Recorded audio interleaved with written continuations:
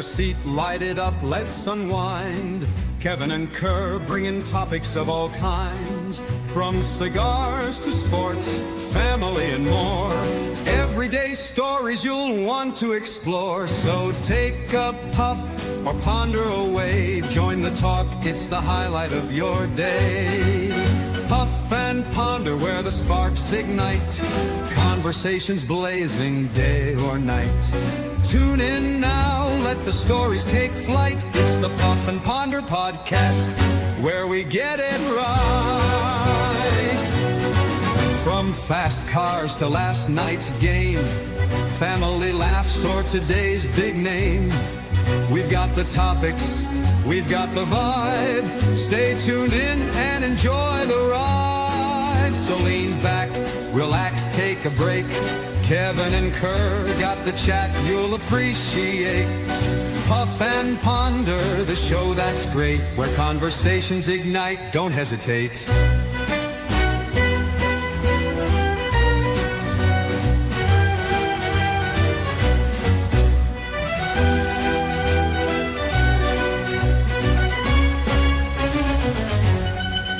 So lean back, relax, take a break. Kevin and Kerr got the chat you'll appreciate. Puff and Ponder, the show that's great, where conversations ignite. Don't hesitate. Oh, hesitate.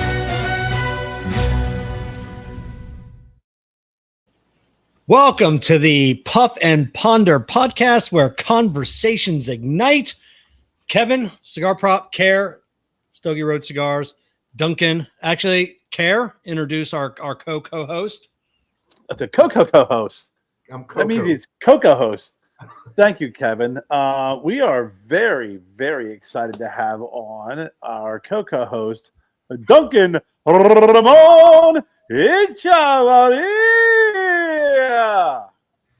You're absolutely insane, Kerry. You're absolutely insane. I'm not going to hold back. I'm going to just tell you you're absolutely insane. But thank you, gentlemen, for having me here. I've never been called Coco before, but I'll take it. Yeah, Coco, fuck you, Coco. Duncan is the Cigar Lounge strategist and has a book out called the Cigar Business Blueprint. He is a longtime friend, former co-host, former host.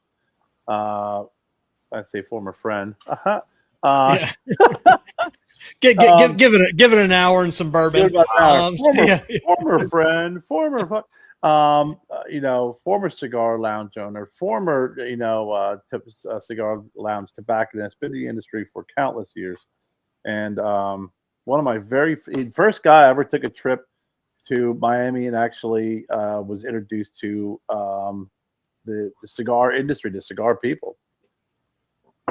I drove all the time, all the way down there. I literally had to deal with this guy sleeping next to me. It was just horrible. It was Kevin, he slept and snored the whole fucking way. Yeah. And then we pulled into a rest stop somewhere in Georgia, I think. And we did see at like 3:00 in the morning a man getting some sexual pleasures from somebody in a pickup truck. It definitely was. I mean, it had everything. It had sex, drugs, and rock and roll. But did it have a Pizza Hut buffet? Can it compare with our trip? No. It was. It most definitely had its own aura to it. Yeah. That was when we stopped by the local, like the one of the side shacks that sells the Cuban coffees, and Duncan comes in with like a 16-ounce coffee, sets it in the in the coaster, and I pick it up. I just start drinking it. And he's like, "What are you doing?" He has like this sleeve of like mini cups. I'm like, "What the fuck is that?" That's how we drink it. I'm like, "Why?" And you gave me a cup. Where's your cup of coffee? He's like, "That's for both of us."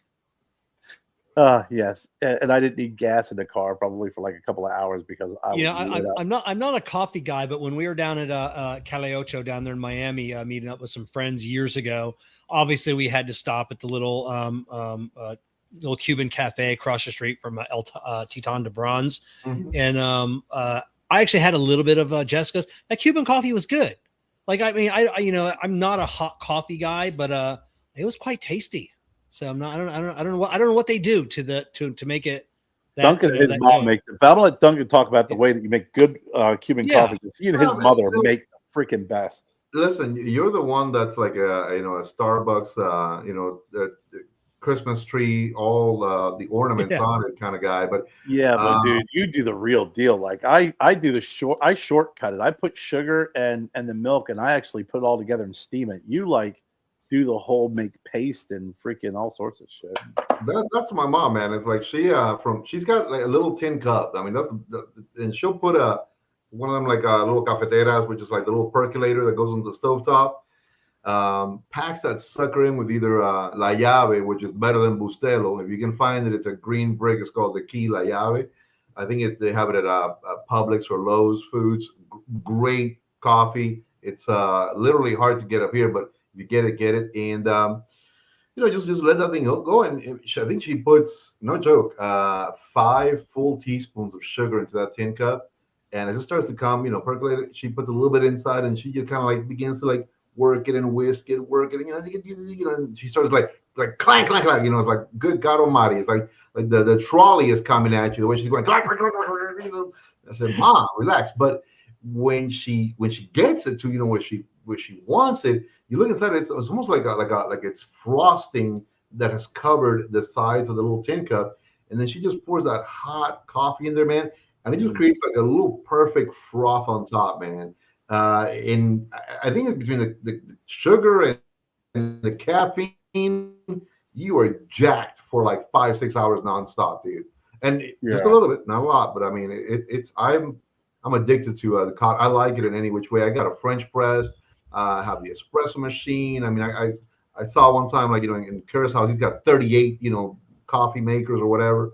And so I said, you know what? Why not? Started getting my own coffee thing going on too. But yeah, man, coffee, me always. But to your point, you said you're not a hot coffee guy. I started getting into like cold coffees. Those nitro cold brews, all that stuff. They're pretty damn good. Yeah, they're really good, and I love a good cold brew, because a good cold brew's actually got more caffeine in it than any hot coffee does. Just because of the way they steep it. But man, you get a nice nitro cold brew, and it just it's like this buttery texture in your mouth. Oh, it's so good. I do like a little splash of like sweet cream in there, just to kind of cut it, and I'll drink like a whole thing of a mug of it. For me, it's funny when I'm like smoking like a nice bit of a spicy, like Nicaragua, something that's got a little bit of a bite to it, a little bit of kick to it. Actually, I like a cold coffee better than a hot coffee, and I do enjoy just regular, Americanos. Just a Mr. Coffee, pot. I'll drink the whole thing by myself. But when I'm smoking or testing, some cigars that are a little bit on the spicier side, a little bit on the heavier side, I really like a nice cold, creamy coffee. Really good stuff. Kevin, do you smoke? Do you prefer cold? I mean, I know you don't drink hot coffee, but whenever you are drinking something, what is your thoughts on cold coffee with pairing with cigar? I know most of the time you're doing rum and coke. Yeah, I do rum and cokes like at night, in the afternoons or mornings. It's usually just a Diet Coke, unless I can go to like Dunkin' and I get like a cold brew. I do their energy cold brew, so it's cold brew with 1 shot of espresso, and then usually I'll have like a couple pumps of mocha and a couple liquid cane sugars and that cold cream that they put on top that drizzles down the side. In my opinion, I said, before I got into coffees years ago, I used to always poo coffees, and because of the hot, then once I started drinking cold brews, I really found why people love pairing coffee with cigars. It just goes hand in hand, and even though I don't drink hot, I'm sure it's the same, but just something about that little bit of that bitterness from coffee, it really is like the perfect pairing with cigars. Across the board, whether it's just straight black or, no offense, minus a lot of that sugary stuff, but I will put some like, sweet cream in it. I'm all in about it. But I see now, I got it. I pulled out my own shades because Yeah. I saw it. I'm like, wait a second, I'm missing something. And went to the dollar store and I bought these for $1.25 because I said, I think these guys wear like shades. I'm like, I don't want to be left out. I'm like, okay, they're done. I'm ready. Duncan kept the receipt on it so he got the tag on it so he can return it tomorrow. Listen, the struggle is very real for this guy. So yeah. So Kevin, I actually made a drink tonight, and it kind of I don't know. Well, I'm interested, and you're really picky when it comes to alcohol, but it was there's this grind espresso liquor. It's a liqueur, but it's liquor. And when I started looking closely at it, it's actually coffee infused rum. It's about 60 proof, but it's actually promoted as a liqueur. So I did a shot and a half of vodka, a shot of this grind espresso liqueur, and then a half a shot of Bailey's in ice, over ice, and like mixed it up. I don't drink cold brew. That tasted like cold brew, but it was yummy. Sounds good. It was really good. It tasted, it kind of had that White Russian kind of like, feel to it, but it wasn't we like had that grind together. Remember when we did that event at that country club up in your neck of the woods? Yeah. They were doing like, a display of different they had coffee rums is what they were saying. But it's a rum, but it's like it looks it's promoted as a liqueur. But it's like, most liqueurs are what, like 20 proof, 15 proof, whatever. They're not very. This is 60 proof, but it's I drank it. I was like, God dang, it was really good. And you being a cold coffee drinker, I think you'd like it. Jen took a sip of it. She didn't like it. She said you could taste the alcohol. And I'm like, yeah, it's alcohol. Our RJ, you're talking about rum or a vodka, but RJ likes the Crystal Light iced tea. That Jessica likes the Crystal Light peach iced tea. But years ago, when I was a bar manager, that's when the iced tea flavored vodkas had just came out, and Tika was the first one. I was as a bar manager, there were days I drank a half a bottle of vodka of that iced tea, doing like Arnold Palmer's. Like they were going down like it was just all day because it was a poolside bar. It was hot, those were refreshing. And, when it got to like, I'd suck down a half a bottle and it's just like, I got to stop this shit. Like it just, you build up a tolerance real fucking quick being, managing a bar of your alcohol level. Just like when I hurt my knee and I was smoking a dozen cigars a day, like it was nothing. You do anything, eat or drink, and your levels get up there. But that vodka, that was really good. And but that drink does sound good, Kerr. It's really good. And it's gonna sound very girly, but my thing was Sex on the Beach and like Tequila Sunrise. When I was like a younger club guy, I don't know. I always thought they were like easy to drink, but 6, 7 of those, they did hit you eventually. Six, 7, 8 of anything. They'll get you. Even if you're just they're most liquor. A lot of those drinks are just a bunch of various liquors in there. Like like a Long Island iced tea. A Long Island iced tea is like 6 ingredients, and it's all liquor with a splash of Diet Coke or Coke. I tell you what, make it brown. I was the only. I mean, I couldn't make one now, but I was the only one at my bar that could make one. And because it has to be made perfect, because you can't taste like a really, it is like a really good cigar. You shouldn't be able to really taste any one thing. Mm-hmm. So when you make a really good Long Island iced tea, you rim it with a little bit of a lemon, and you get all of these flavors in. You can't pick one out, but you get 3 deep, and and it's 6 shots of liquor. It's like, what is it? Vodka, rum, tequila. It's all basically all your lights, all your darks. It's like all this liquor, and then they're like, oh yeah, and then put a splash of orange juice and then just a touch of Coke. It's like, why is that? No, we never did orange juice. Yeah, just a splash of Coke and rim it with a lemon. And why are you putting Coke in there? Is that that's to make it look brown like iced tea. Yeah, that's all it's for. That's all it's for. And you wonder why they're $30 drink at some places because of all the alcohol. But like I said, when it's done right, like a good cigar, you can't pick anything out. Nothing. It's just one nice, smooth drink. I don't know, man. Maybe I'm just getting older, but I've slowed down so much on my alcohol intake or drinking. Yeah. I go anywhere, one cocktail, or I'll get a beer and I'll sip it, or I'll get like a scotch and sip it. Even here at home, I mean, I'll get a little, neat bourbon, and that'll be a 2-hour experience with a cigar. And I mean, there were days that I enjoyed, 2, 3, shots back to back of anything or whatnot. But I don't know, I think it's become more of like an enjoyment factor. I have some good bottles as well. I tell folks, if you're gonna drop, $80, $120, whatever, on a nice bottle. I mean, if you can kill it and go get another one, God bless you, But I don't know. It's become more of the enjoyment of just the experience, I think, overall. Yeah, I have my 30-ounce Tervis. I just got my brand new one tonight, Ohio State. But it's 4 ounces of rum, 2 ounces of Bacardi Silver, 2 ounces of Bacardi Black, a can and a half of Diet Coke, and I'll make one of these like at 5 o'clock, and like I'm just finishing it up at 9:30 at night. I have one every day. That's it. And that's not bad. I mean, that's a nice relaxing drink to take the edge off. That's not. Well, as we get older, we it's social drinking. We drink to enjoy. We drink to pair.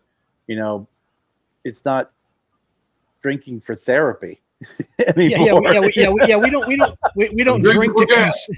Yeah, that's it. We don't drink to consume anymore. It's just because it's just not worth it when you're throwing up in the morning or throwing up later that night. And you're like, damn it, I just threw up $80. It's just it's that weird, I don't throw up much. I'm not even back in this, but it was just kind of like that horrible feeling the next day. Your head's pounding. You're feeling like you're walking on like with cotton. It's I don't know. Today, like I said, I glass of water and a nice cigar sometimes, just so I can get all the flavor. I can, I don't miss out on anything sometimes, and I'm okay with that. What's everybody smoking tonight, Duncan? What are you smoking? So this is it's a Dominican Puro. I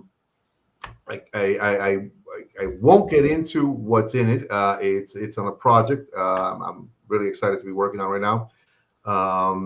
It's from what I can tell you, the blend. It's a nice Connecticut exterior. This all pretty much is from the Valle de Cibao. The guy who sent it to me, we all know him. I think I mentioned him to you earlier, Kevin. He said, I want you to try this. Give it a try. He said, it's got a little medio tiempo. So it's got some oomph behind it. It looks light and easy, like not too heavy. But I'll tell you what, man, it's very enjoyable.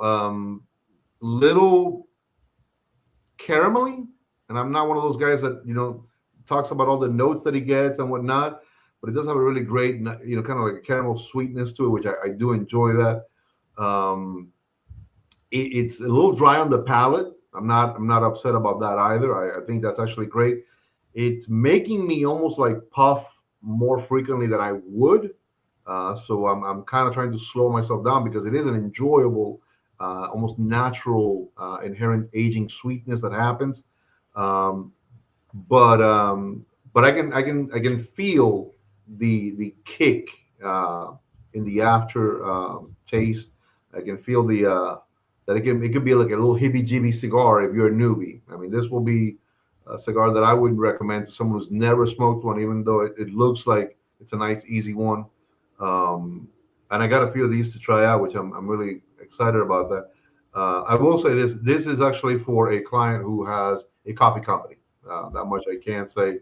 So we're trying to kind of work with creating something for him and make everybody kind of happy before we do anything forward. But like I said, so far what I've been smoking from my provider, I can't complain. You know. What tobacco did you say is in there again? Slow that down a little bit and make it more Americana. Medio tiempo.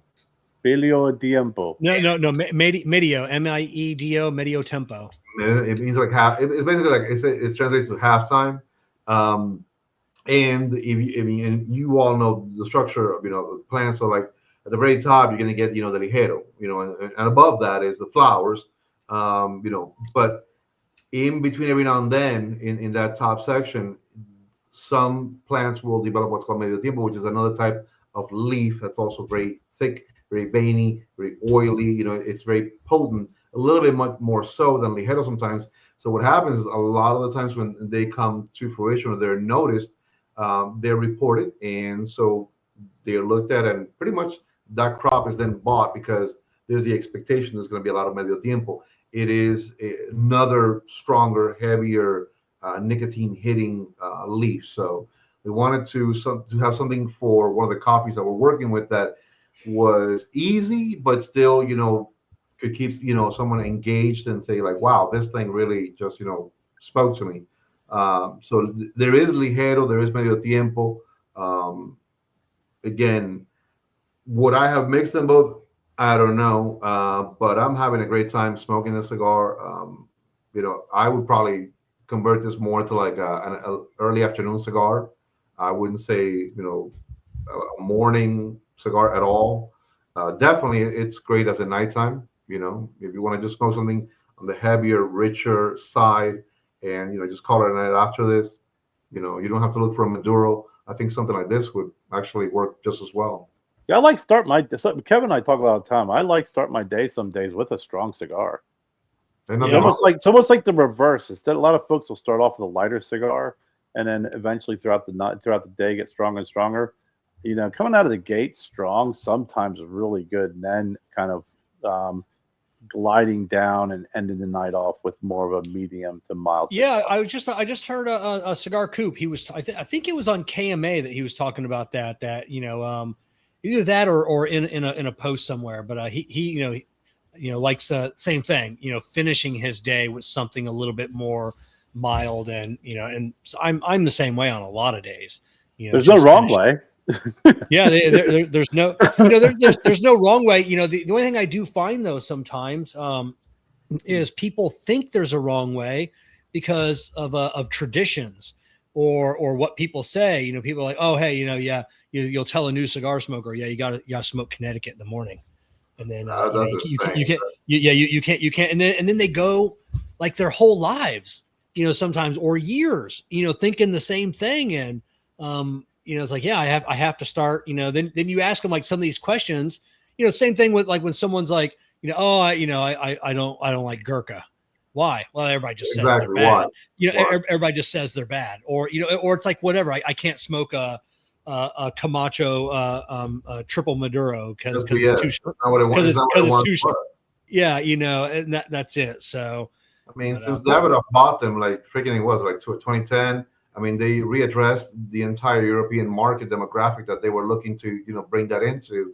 And they liked the fact of the matter that it was a full-bodied, rich, enticing cigar, but it was very, very strong. They just needed to go ahead and tone that down. So whether they say they didn't change the blend, they did change the blend. They attuned it a little bit for the mass market that they wanted to incorporate that into.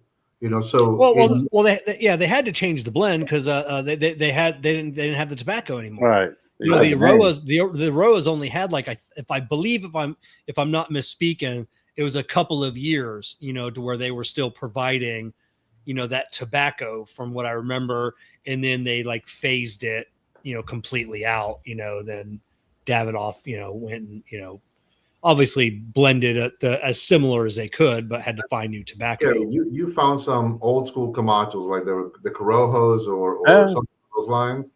I mean, and when those were like way back in the days, like the old like wooden boxes, not even the shiny ones or nothing. These were like, and that stuff was brilliant. It was awesome. Camacho was my first event I ever went to. It was Duncan's event. I went to support it. That was my first box of cigars I ever bought. Was it of Camacho?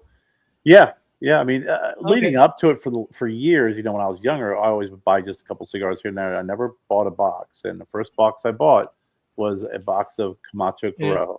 Yeah, my first box of premium cigars. Now, I had been buying cigars from Thompson, thinking that I was getting premium cigars. I was not, but was the Camacho Criollo. The yellow.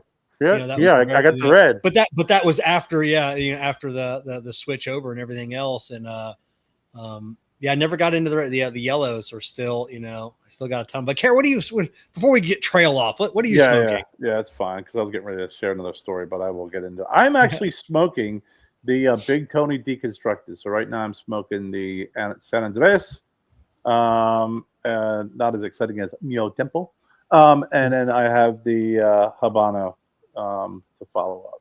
Nice. Right on. I grabbed a couple because when I got home, and then my vision just came back about 10 minutes ago. I had my eyes dilated from the doctor, so I grabbed just a couple of cigars, and they end up being a couple of Undercrown Maduros. So I grabbed two of the same ones. Kevin, I gotta say, when we were down in New Orleans, and Camacho is one of those brands where everyone always talks about the old brand, and I smoked it, and I was the same way. I was like, yeah, the new stuff, I don't know. I really fell in love with that broadleaf that we smoked. Yeah. Sweet Fancy Moses. That cigar was fantastic. They had the Nicaraguan there. I was like, I smoked that, and I was like, that cigar doesn't have half the flavor as that freaking broadleaf. Man, that thing was when you hear the guys now say, you know what, the new Camachos can't hold their own against the old Camachos, go to hell. You don't remember. You remember that was a great cigar. Yeah. Like you can remember that, but you can't remember that flavor. You can't smoke you could smoke Padron every day, and I doubt you could tell, from 10 years ago, the change in the cigars. So some of those guys, Duncan, you've seen it, you ran a lounge. If God forbid somebody changes a box or a band, first thing people say, it's not the same. I'm not going to smoke it anymore. It's like, all they did was change the band. It's not the same. And it's funny because you're absolutely 100% on point to that. I love Camachos. I think that when the Arroyas, had it, man, amazing stuff. When it transitioned, there was the change. Nothing wrong with that. But I still continue loving the brand. I love the cigars. As a matter of fact, one of the easiest, smoothest Connecticut's out there for a while was a Camacho Connecticut, and I would smoke like a whole box of those, as a breakfast cigar, and they were very enjoyable. I would tell people, look, it's a great starter cigar. It's nice, it's easy, it's smooth. You're gonna love it. It's not. And I go, no, come on, the same thing. The Maduros. Look, I wasn't looking to kill anybody with a triple mat. I was actually very happy that it got toned down. I thought it was great that way.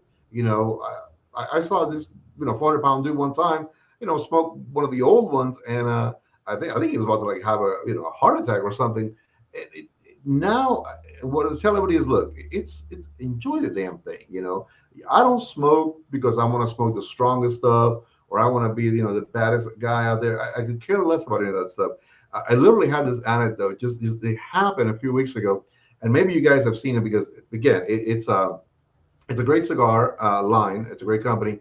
I love everything that Foundation does. I think that they're amazing people. But I saw a coffin it was literally a coffin, a small coffin for cigars, and apparently it was an homage to the discovery of King Tut's tomb. Oh yeah, you saw the sarcophagus. The guy at Casa de Monte Cristo explained to me this amazing. It's a story. It was beautiful. I kept looking at him and I kept looking at him and I go, so how's the cigar?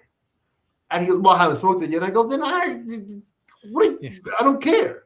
It's like, and he goes, well, what do you grab a few? And I go, I wanted to see if you had smoked it, if you could, give me some reviews or not. And I think it was like $30-something or $40-something. Yeah, I don't know, But it's It- something that just blows my mind sometimes. Yeah, it's a great cigar. Nick's got a great story behind it. With he has ties to Lord Carnarvon, the whole family. So it's not like he just created a cigar out of the blue. His ties and stories go back to the family that founded the original expedition. Which but it's a really good cigar. But you're right. It's like it's got to be between $30 and $40, maybe like $36 or something. It's a. I wanted the guy to tell me a little something like, man, I smoked it, I enjoyed it because of this, and and I wanted to see that, and it didn't translate at all. So I said, you know what? Okay, thanks. Then actually I saw the Oscar Valladares 10th anniversary, and I love everything by Valladares. I mean, I think he's a great guy, and I grabbed a few, and I was like, man, I sat outside and I smoked one, and I go, you know what? I like this. This is great. He goes, oh, I smoked it and I enjoyed it. And then he gives me this whole story of his experience smoking it. And I said, well, yeah, we clicked. I grabbed a bunch and I left a happier man for that. Nothing, again, to discredit, the story about the other one, but there was something about the way he was excited about the Oscar Valladares, and he was just like, oh, man, he sold me on it that way. And I said, I got to smoke it now. It's funny. It's funny, Cody, you were talking about, how they change, folks can, they change cigar bands and boxes, and it's different now. The one cigar, and it's one of Jessica's favorite cigars that she always talks about. And it's the Perla Del Mar. And it's a great cigar, but I am still upset that they changed the cigar band. Oh, you and a lot of other people, buddy. It literally went from this beautiful, freaking ornate, this awesome cigar band to a freaking circle with initials in it. It really took a cigar that was affordable, but looked and tasted more expensive than what you're paying for it, which is what we all, as a cigar smoker, everyone loves being able to smoke a cigar and paying less than the experience, right? $8 cigar smokes like a $15 cigar, $6 cigar, whatever. This cigar now looks like a $7 cigar, a $6 cigar. Yeah, so that's where you get that illusion, where it's like now you're like, okay, well now I'm paying this lower price. And I was really disappointed in that, just because I love that whole historical, traditional, cigar band, and they just took something so beautiful and just really reduced it and made it look like it was a less than cigar. I like the new band. I think I like it better than the old band. But why? I was going to preface with why I like it. I didn't know of the old band. So when Jessica and I started smoking the PDM, the Perla Del Mar, like we were smoking them, and then we weren't really aware that there was a change in the band. So I had already, like, that was, the new band was my introduction to that cigar. So when I saw the old band, I'm like, yeah, it is really nice, but it's like, I don't know. I kind of like the new band. So if I would have known the old band, I probably would have liked it. Like, I like new Camacho. I think the old Camacho bands sucked because with that being said, they were more Cuban-esque. They were very refined. They were very classic, very traditional, and very traditional. And I don't like that. I like newer, a little more flash.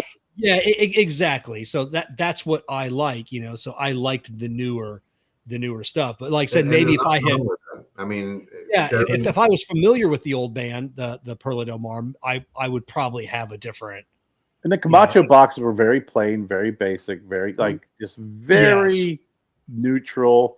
Then now, obviously, with the new Camacho, it's definitely more colorful and poppy. But that was the one. If I could think of any real major change that's been made, and it's a great cigar. Jessica's absolutely right. I've smoked more of it because of her recommendations and her talking about it and bringing it kind of like to my attention whenever I'm in there. But do you realize, like, for the longest time, I would pass it by because I wasn't familiar with that band, that new band. Yeah. Now I know Duncan. Oh yeah, you're talking about like the bands like the popping. I'm sure as a lounge owner, which I've heard, from many people, when Camacho switched over, a lot of people did like it because Oh, people were like, "Oh, hey, I like the amazing. orange, I like the red, I like the blue, I like the yellow." They may not have known which one was the Nicaraguan, the the Criollo, the whatever. It It's just great the strategy. I color. mean, it's pure marketing strategy, which is it was amazing. I mean, it gave someone just that visual impact. You walk into a humidor, all of a sudden you see this really nice area with all these like beautiful boxes that are like almost nice lacquer, and then they have the big C on top, raised. Yeah. So yeah, I think there's nothing wrong with that. The Camacho boxes, I love them. I've always liked them. From the older ones to the new ones, I think it was a great transition to show that there is growth in the industry. They're getting better. They're moving with the times as well. And there's nothing wrong with any of that at all whatsoever. Like for example, a lot of the Padron stuff has looked just like that forever and ever and ever. With the exception of some of the the super premium stuff that they've created, which they're beautiful. A lot of the stuff for the Fuentes as well, has been same concept, same artwork, which there's nothing wrong with that. I love those. I'm drawn to a humidor when I walk in. It's easy for me to see what I recognize, but there's also the oh wow, what else have you got? Something like new. Like I've never seen that. Immediately when I walked into the inner humidor part, I guess where they keep the expensive stuff in Casa is where they had the highlight for that coffin. And it was right there. It was beautiful. It just drew my attention. That wow, that's gorgeous. It was next to the big humidor box for the $100 Padrones, and it was next to an Opus X box. And so again, marketing, great. You're drawing me in with this beautiful, gorgeous stuff, and there's nothing wrong with it. I think that one of the things that this industry gives to everybody is, like you have your style of what you like and what you look for. Kerry has his, I have mine. I've always told a lot of folks, and this is not a negative, but I mean, I'm a purist. I like tobacco. I enjoy a good cigar. I have never really gotten into like describing, all this stuff that comes, the peppers and the junipers and the this and that. Classic flavor profiles, I will always identify them. I will always talk about them. The same way, like with artwork, I think the fanciest stuff that I gravitate to every now and then is some of that Opus X stuff, which I love it. I think it's gorgeous. I think that at the show they had some amazing collaborations with DuPont and with a couple of the other people as well. Really nice stuff. Your guy Jeff Borisowicz, I saw he was auctioning off like some ginormously beautiful like gold and jewel encrusted. I don't even know what it was, but it was like, holy Moses. So it's great. I think it's the beauty about this industry. There's definitely something for everybody. I mean, across the board. Yeah. What's your favorite? What's your most favorite thing to do when smoking a cigar? And I don't want to try and narrow it down because I realize I got two guys here who, when I ask an open question like that, 20 minutes later, I'm still going to be discussing smoking a cigar, not what you like doing. But if you're thinking about like relaxing with a cup of coffee, watching a movie, sitting outside, what do you find the most enjoyment when smoking a cigar? And not necessarily pairing it with coffee or anything. Mm-hmm. What activity? What do you like doing? What's the best thing that you do when you're smoking a cigar? I'll ask Kevin first. You put me in a car on a 4-hour road trip, give me a good podcast, a couple good cigars, and just let my mind wander. Obviously concentrating on the road, but just listening to a podcast, enjoying a cigar. I can't be on my phone because I'm driving, because if I'm here at the lounge, if I'm in my office, I'm always working.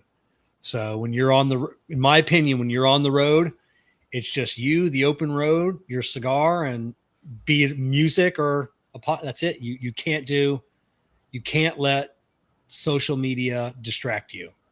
That's my dream cigar moments. That's great. So that was about a minute. Duncan, you got to match that time frame. Well, I'm Cuban. We talk too much.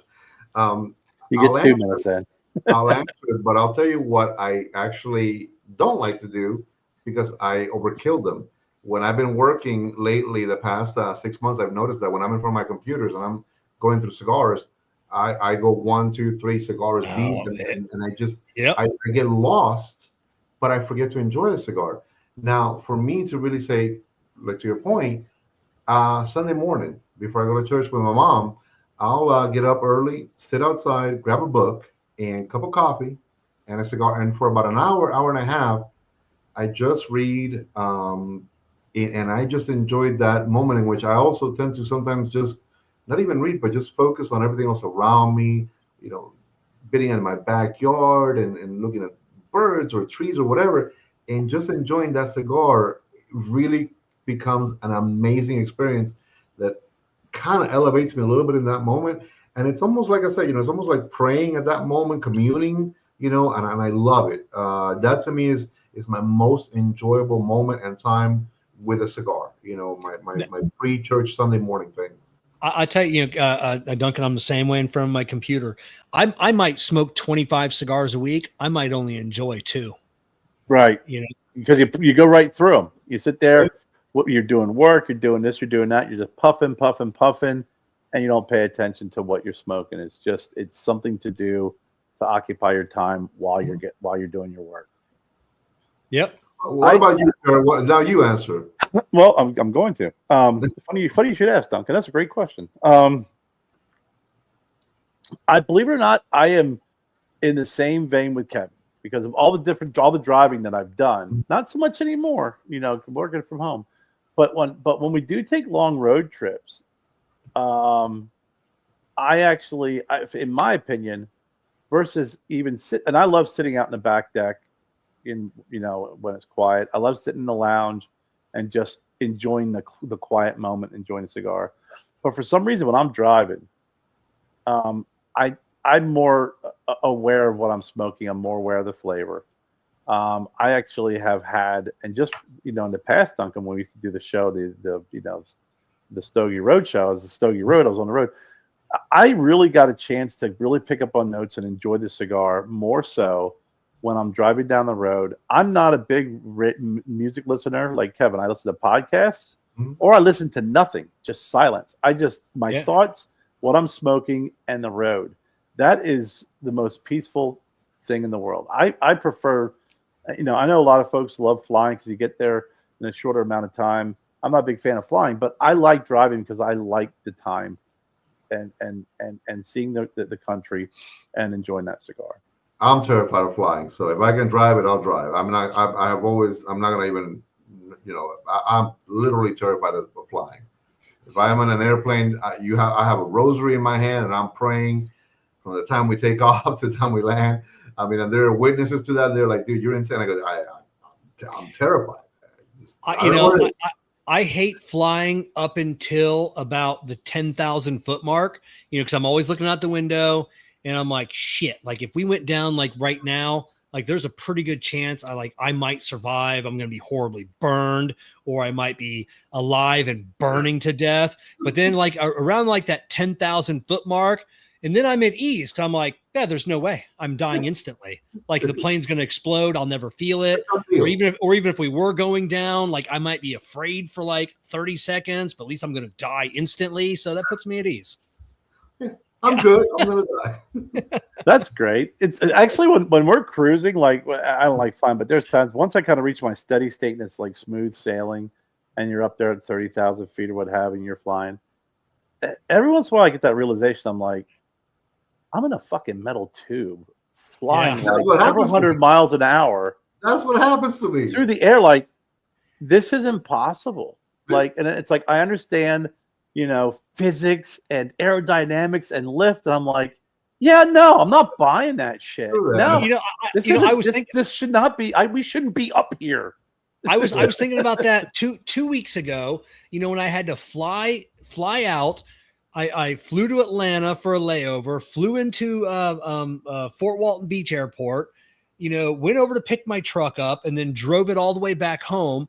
When I got home, I'm like, like this trip like is mind-boggling. Like I left this morning. I was in another state. I think of like the old timers, like this was a month-long journey for them. Like I left this morning, 1,000 Crazy, miles isn't it? away and came home and the same day. It boggles my mind to think about that. Yeah. Exactly. Well, what we were I'm gonna give watching. you the funny one. I have to do this when I'm up there, and I guess when you get that realization, well, I'm finally up here.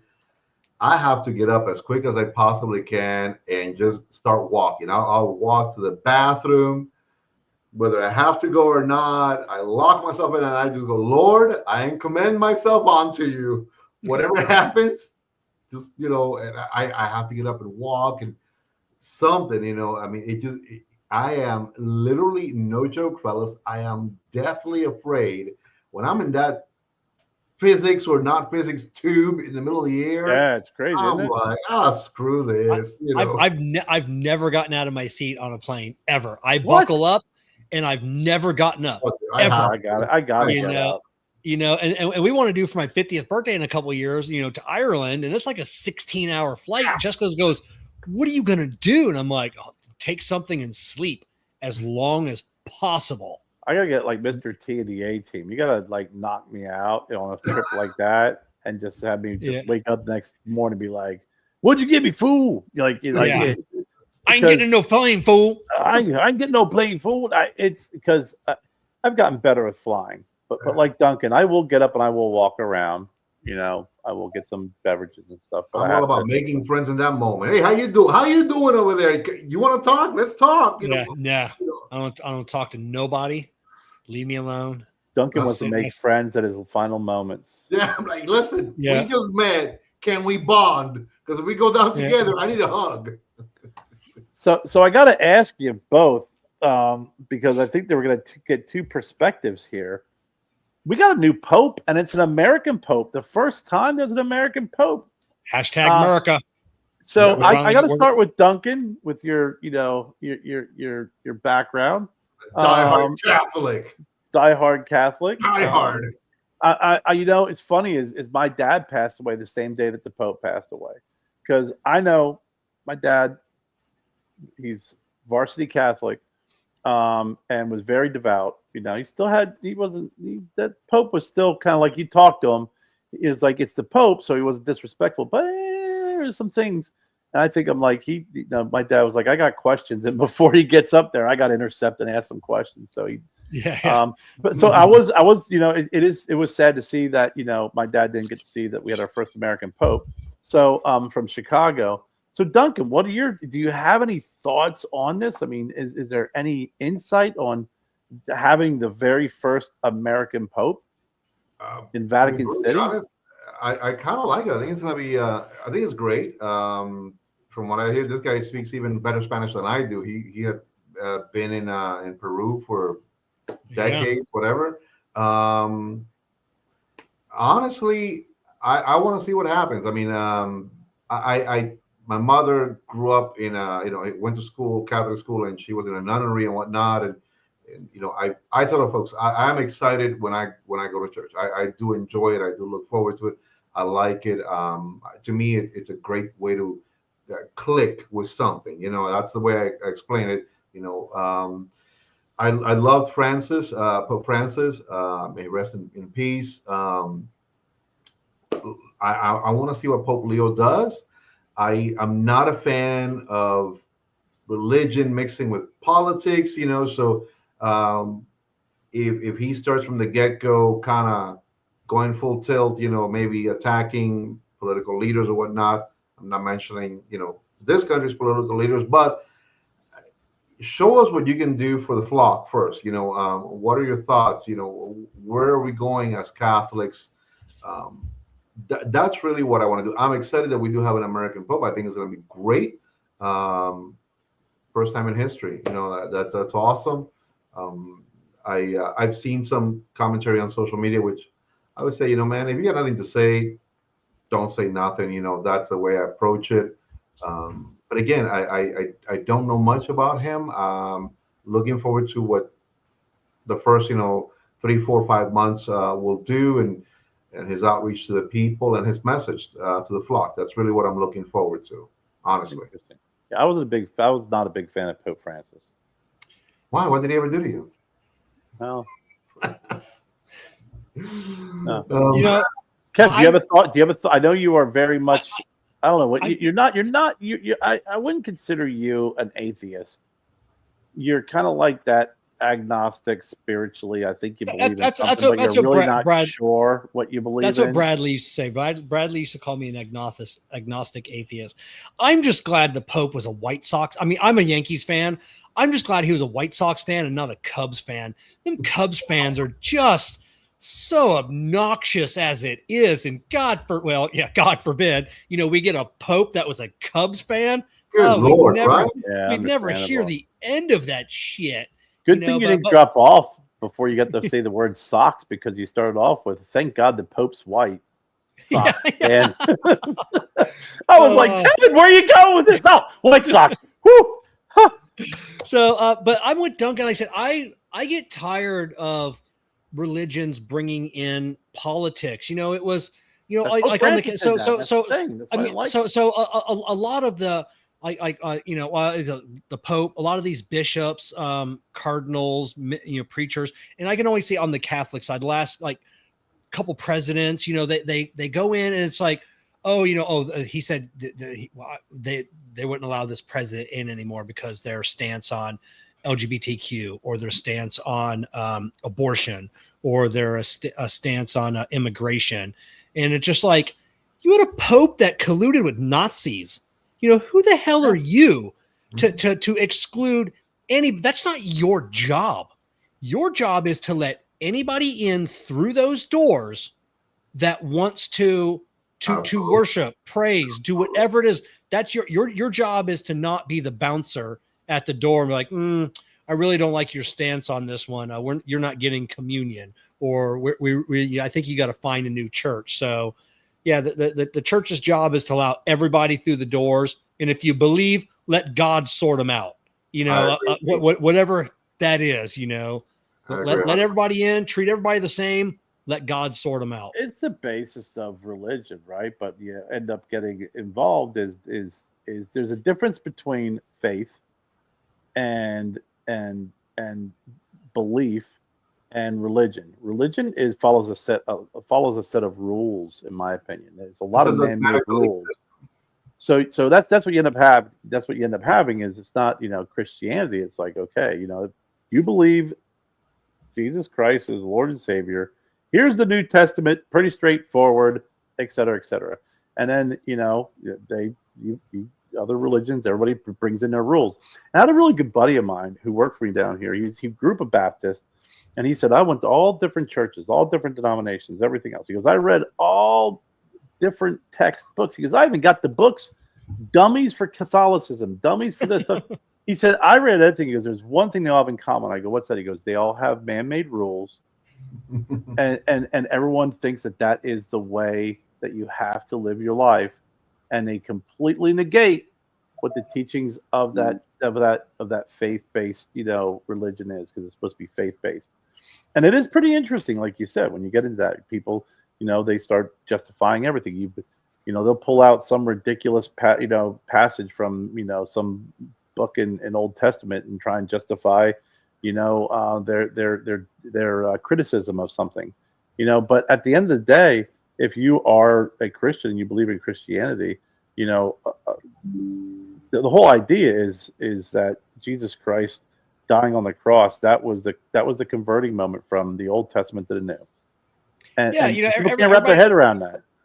They always like to wave wave Leviticus. They wave Leviticus at us, and it's. I was watching my favorite biblical scholar, and I watch a lot of biblical scholars on YouTube and Instagram, TikTok, and I was watching one. Dan McClellan's my favorite biblical scholar, talking about Leviticus, no tattoos, and he speaks Aramaic. He's one of the world's leading. He goes, basically, let me tell you what that means. So it's like, no, it's not that you can't tattoo. You can't tattoo a graven image that you're going to worship on your body, like the golden calf, like the thing like that. But yeah, you can have tattoos. There's nothing wrong with that, but it's like, but I mean, whatever, you take, like Kerr said, a passage in the Bible, and however you interpret it, that's what you're going to be on the street corner thumping that Bible and it says right here. Listen, man, at the end of the day, it's a simple line that man Kerry told me, and he said, it's the measure of a man is the character of his heart, and there's a lot in there. It is, if he is a good person, if he is a good father, if he's a good son, if he's, there's a lot that flows into that one sentence that he told me some years back. And it never left me. It really never left me, because I've seen that in the good in people. I've seen that in the good things that I've read, and the good things that I've written, and the good things, of people that I've interacted with, and it comes through. You see that character of their heart, their goodness. If they're good, you're going to see it. You can also see, a shitty person is a shitty person, and that's also going to come through as well. And you just can't do anything. I mean, I tell everybody, look, you got your good Catholics, you got your bad Catholics, you got your good Christians, you got your bad Christians. There's a split right down the middle, always, whichever way you go. Yep. I've always said this, and I said, sometimes the person who says he does not believe has the greatest amount of faith, and I've seen that. To listen to Kevin speak, man, what I hear from you is you're such a deep man, and you have a love of spirit, a love of who you are and your family, and it shines through. So to me, that's faith. I mean, that's a spirituality. That's a religion. So it doesn't matter whether you believe in God or not. I hear that, and it comes through from the character of his good heart. And that, in my humble opinion, you say it like Osiris in the ancient. You weigh the heart against a feather. Oh, who? Like, was that Osiris? The ancient Egyptians. Like anime? Is that like anime stuff? Yeah. No, he didn't mean Cyrus from the Warriors in the 1970s. Like, so. But yeah, I think you're absolutely right, Duncan. And it's true. And listen. You've been around the block. You've met a lot of people. I met a lot of people who are Christians, and they want to go around talking they're being Christians, and they're the biggest, phoniest people on the fakest planet. And I got no time for some people like that. I just don't. And it's funny because cigar lounges are, in my opinion, hubs. You are going to sit around a bunch of guys, from all different walks of life, all different beliefs, or political, trains of thoughts or whatever, and there's nothing wrong with a single one of them unless they choose to put that upon you, as that is their agenda or their mission statement. My comeback to a lot of people when things go that way, go, hey, man, how is that cigar?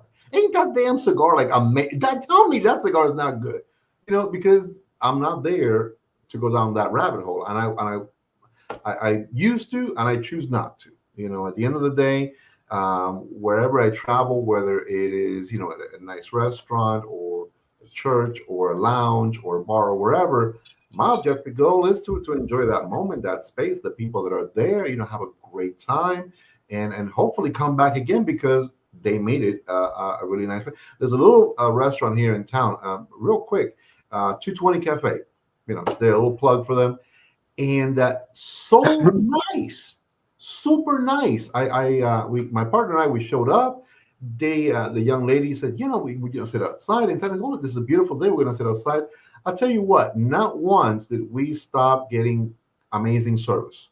The food wasn't the greatest, like, oh my God, American, bistro extraordinaire, but it was the service and the environment and the lovely people that were there. We had conversations with the table next to us, and the overall experience, I told her, man, loved it. I had never been there. I've been here in Statesville going on almost 15 years now. Never once been there, and I kept saying, man, what the heck was wrong with me?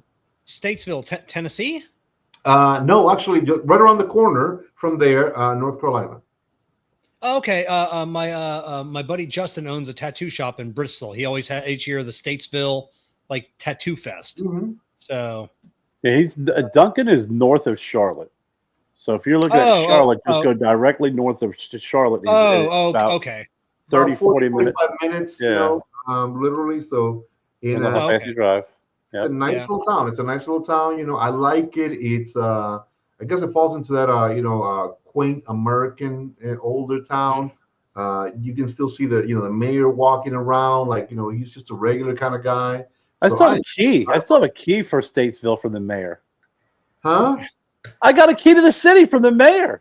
Yeah, you stole that. I do. I shit you not. I swear to God. I unless I packed it up. We were up there for I think that's why he hasn't been able to get into his damn house for a while, man. I think that's what the deal is. I shit you not. I do. I gotta find it sometime. I got a key. I got a key to the city of Statesville. But Duncan, like I said, when Jessica and I first started dating, first couple restaurants that we went into, and I'm covered in tattoos, beard. They'd always sit us like in the back, and she's like, "Why are they in the back?" I'm like, "Get used to going out with me." It's like just they just sit me in the back. Don't want me up front. God forbid I'm by the front door. That was nice of you. That was nice of you to take looking that. at me coming in. That was nice of you to take the blame for Jessica, Kevin, because they did such there because of Jessica. It wasn't because of you. Yeah. Shut up, Kerry. Shut up. Look, the other group that I love the most, man, is biker guys. Biker dudes. You see them and they're like, oh God, I've had some great biker friends throughout, 20, 30 years. Guys, in the hardcore, bikes, clubs and whatnot. And these dudes are just awesome to talk to and interact with, and just great people.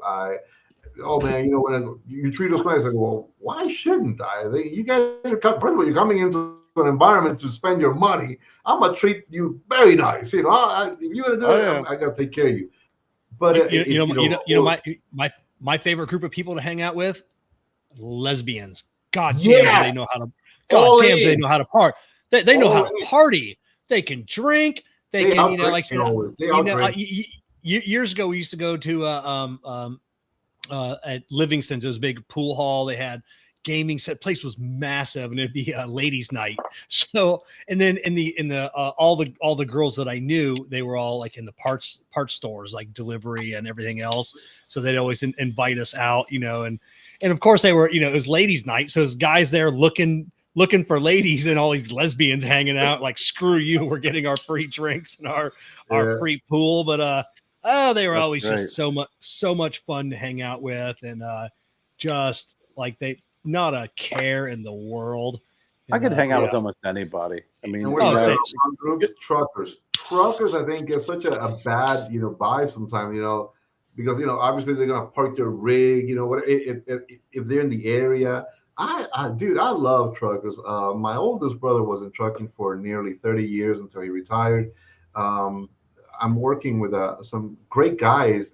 They were in trucking and logistics, also currently, and there's just something about people who are out on that road, traveling all over the U.S. and they got their cigars and they're doing their thing, and you're like, man, these guys got it going on. They're like my buddy Mike, that I went to high school with, and on the road, when he finally came off the road, he had 2 million accident-free miles. But when he would come back to town and we'd have a get together, everybody'd be circling around Mike. Truckers have the best stories, from just that's all they do. They've seen it all. I love trucker stories, man. It's always the shit that they've seen. What's your favorite group, Kerr? What's your exciting favorite group?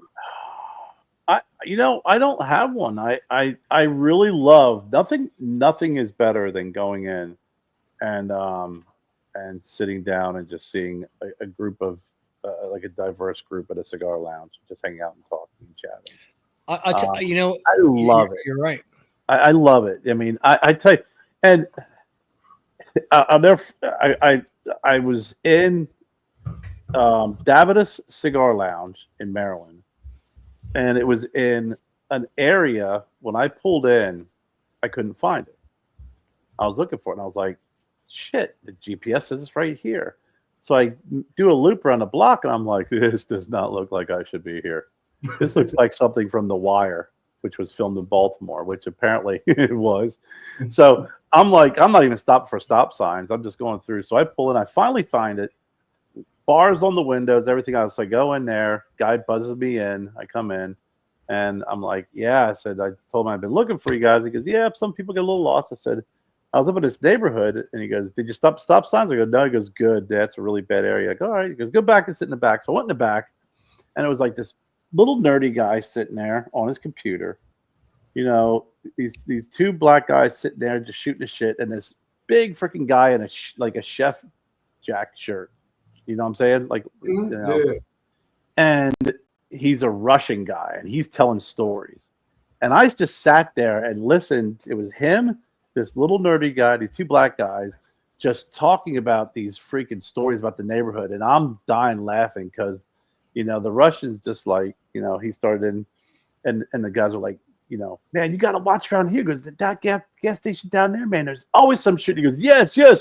Month ago, I go to put gas in car. The guy comes up to me and puts gun to my face. I said, you think first time I had gun in my face?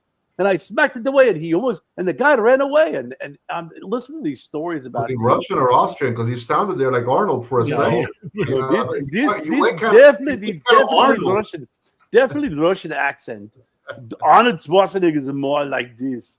But I sat there just listening to the conversations and the stories that these guys were telling each other, and all sorts of diverse backgrounds, and everybody getting along and laughing and having a great time. And I'm like, I've always said it. That's where you're in a cigar lounge. That's where you find out you have more commonalities and differences. That's really when you come together. So I love going in and meeting new people, and I love seeing just some of those other Davidoff lounges. You get closer to DC, you go in there. There's politicians in there. There's bankers, in suits, and there's freaking workers. Fucking everybody getting along. Everybody having conversations. Oh yeah, my lounge. Huh? Isn't there like a Davidoff off of Pennsylvania or something like that? It's like a big. I don't know if it's off of Pennsylvania. That's there's Draper. Draper's. That's what I'm talking about. That Draper's is up right across from the White House. But yeah, Davidoff has shit, man. That's where everybody's there, like wheeling and dealing. Oh yeah. That's where I met Omar for the first time. Was his event? Big Omar, yep. There. But Davidoff has locations all over, and it's like you're sitting there like, hey, do you see that building over there that has the communications, logo on the outside for, and I'm like, yeah, that's CIA. Yeah. That's not a communications building. That's CIA. Oh yeah. At our local lounge, at one time when it was really, when a lot of us used to go there every day, we had a preacher, we had a sea captain, the CEO of the local hospital, mechanic, a lawn care guy, 2 cops, 2 doctors, a financial advisor, and like the story, we'd be there for 4 or 5 hours telling stories. And like you said, there's no hierarchy because everybody sitting inside there needed something from one of us, that the doctor, or both doctors couldn't work on their cars. The CEO of the hospital needed financial planning.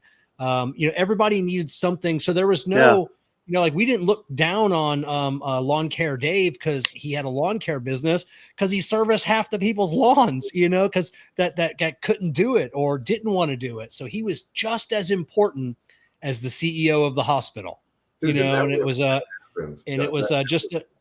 it was a great learning experience for me coming into the cigar industry, because when I got into smoking cigars, I didn't know that there could be camaraderie like that, or that was even available. And remember the first time going in and being so afraid of going into a cigar lounge, and there were people there. And how long have you been smoking cigars? Because I mean, and I'm going to say it like this, because everybody who knows you or knows of you, you give the vibe, I mean, your background, everything, you give the vibe that you have been doing this for eons. Like I don't know if I ever asked you, how long have you been smoking cigars?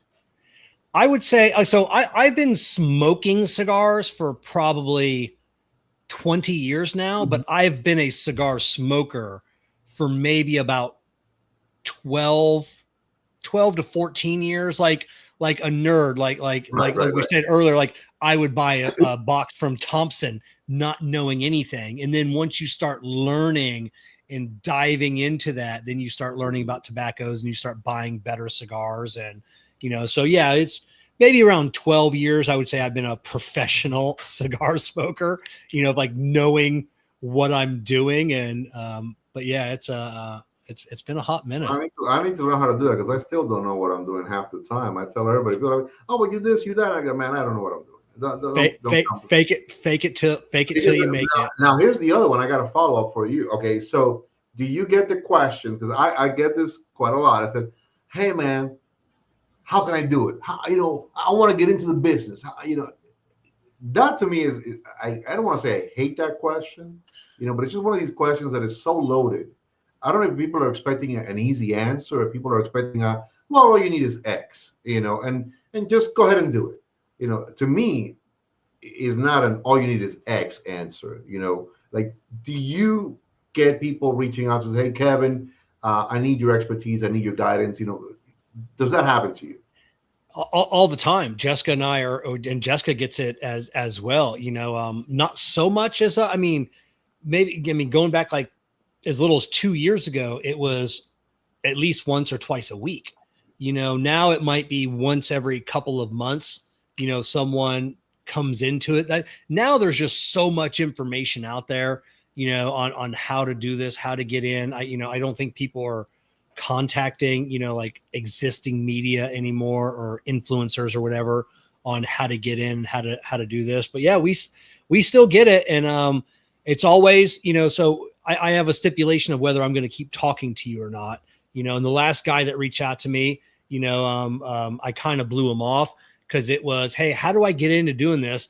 I want to get some free cigars. I want to get some." And I'm like, you're done. If that's anywhere in the first or second conversation, you're done. I'm not, I don't have time. I don't have time for you, to do that, because it's, if that's what you're concerned about, whatever. No. And it's funny because a couple of weeks ago on a Saturday morning, I was reached out to on Instagram, and I was excited. I said, they want to talk to me, whatever, yada yada, and gives me his information, and we open up a conversation on the phone. Young kid, I said, "How old are you?" And he goes, "I'm 22. My name is so and so." And so this was the quick scenario. I'm going to describe it to you. And it kind of was like, man, that's great. I loved his energy. I loved his vibrance. That you could tell over the phone. He was just all about it, right? And he says, I'm developing a super premium luxury cigar line. And I'm like, "Oh, yeah. Well, do tell." He goes, "Well, I'm going to be selling these, at the Ferrari dealerships." And, he's telling me this great story. And I listening to him. And I said, "Well, tell me a little bit about the cigar. Tell me about it." He goes, "Well, it's Nicaraguan. It's all Nicaraguan. I got a guy. He's going to take care of me." It's a pristine farm in Esteli. And I go, "Well, that's sure. Okay. Well, yeah, pristine." And the more he got into the story, then he started describing the presentation. He goes, "It's going to be a piano lacquer box, red velvet pouch per cigar with an actual 14 karat gold embossed band." And it sounded beautiful. And at the end, he said, "And my guy brings me the good stuff." And I said, "Well, I'll tell you what, man. Tell me a little bit about this cigar. Where are you getting it? Where are you sourcing it from?" And I'll tell you where he's located after this. You're going to trip ball sacks on it. He goes, "Well, my guy is Nicaraguan." And I'm like, great. That's fantastic. Where is he warehousing? What's happening? Talk to me about him. And he goes, "Well, he sells at a flea market." I said, "I'm sorry. Did I hear you correctly that he sells the cigars that you want to work with out of a flea market?" He goes, "Yeah. He's a unicorn." I'm like, "I'm sure he is." And he's in Tampa. This kid, when he told me, I said, "Where are you?" I said, "Dude, throw a stone and you're going to hit 38 amazing people in Tampa. I go, you are literally in one of the hubs, global hubs of this industry. And I told him, look, I'm going to give you an easy one. Hang up with me right now. Hang up. Go run down the street and scream, I want to have a cigar brand. And I'm sure 3 or 4 people are going to go, come on in here. And I said, yeah. I said, you're in a beautiful area. You're in a fantastic area. I go, walk into the cathedral. Go see what Angela Yui has created. Walk into J.C. Newman's factory, El Reloj. See the oldest environment, literally, that creates cigars. I mean, walk down the streets of Ybor City Town. Walk down there and see. Go meet up with Odel Mamato, La Faraona. She'll even show you how to roll. I go, you are in an environment that you don't need me for jack diddly squat. You really don't. There's nothing I will ever do for you or with you except maybe give you that piece of advice. Where's the flea market? It's some flea market. I was wondering where the flea market was. Might have been in a really good location.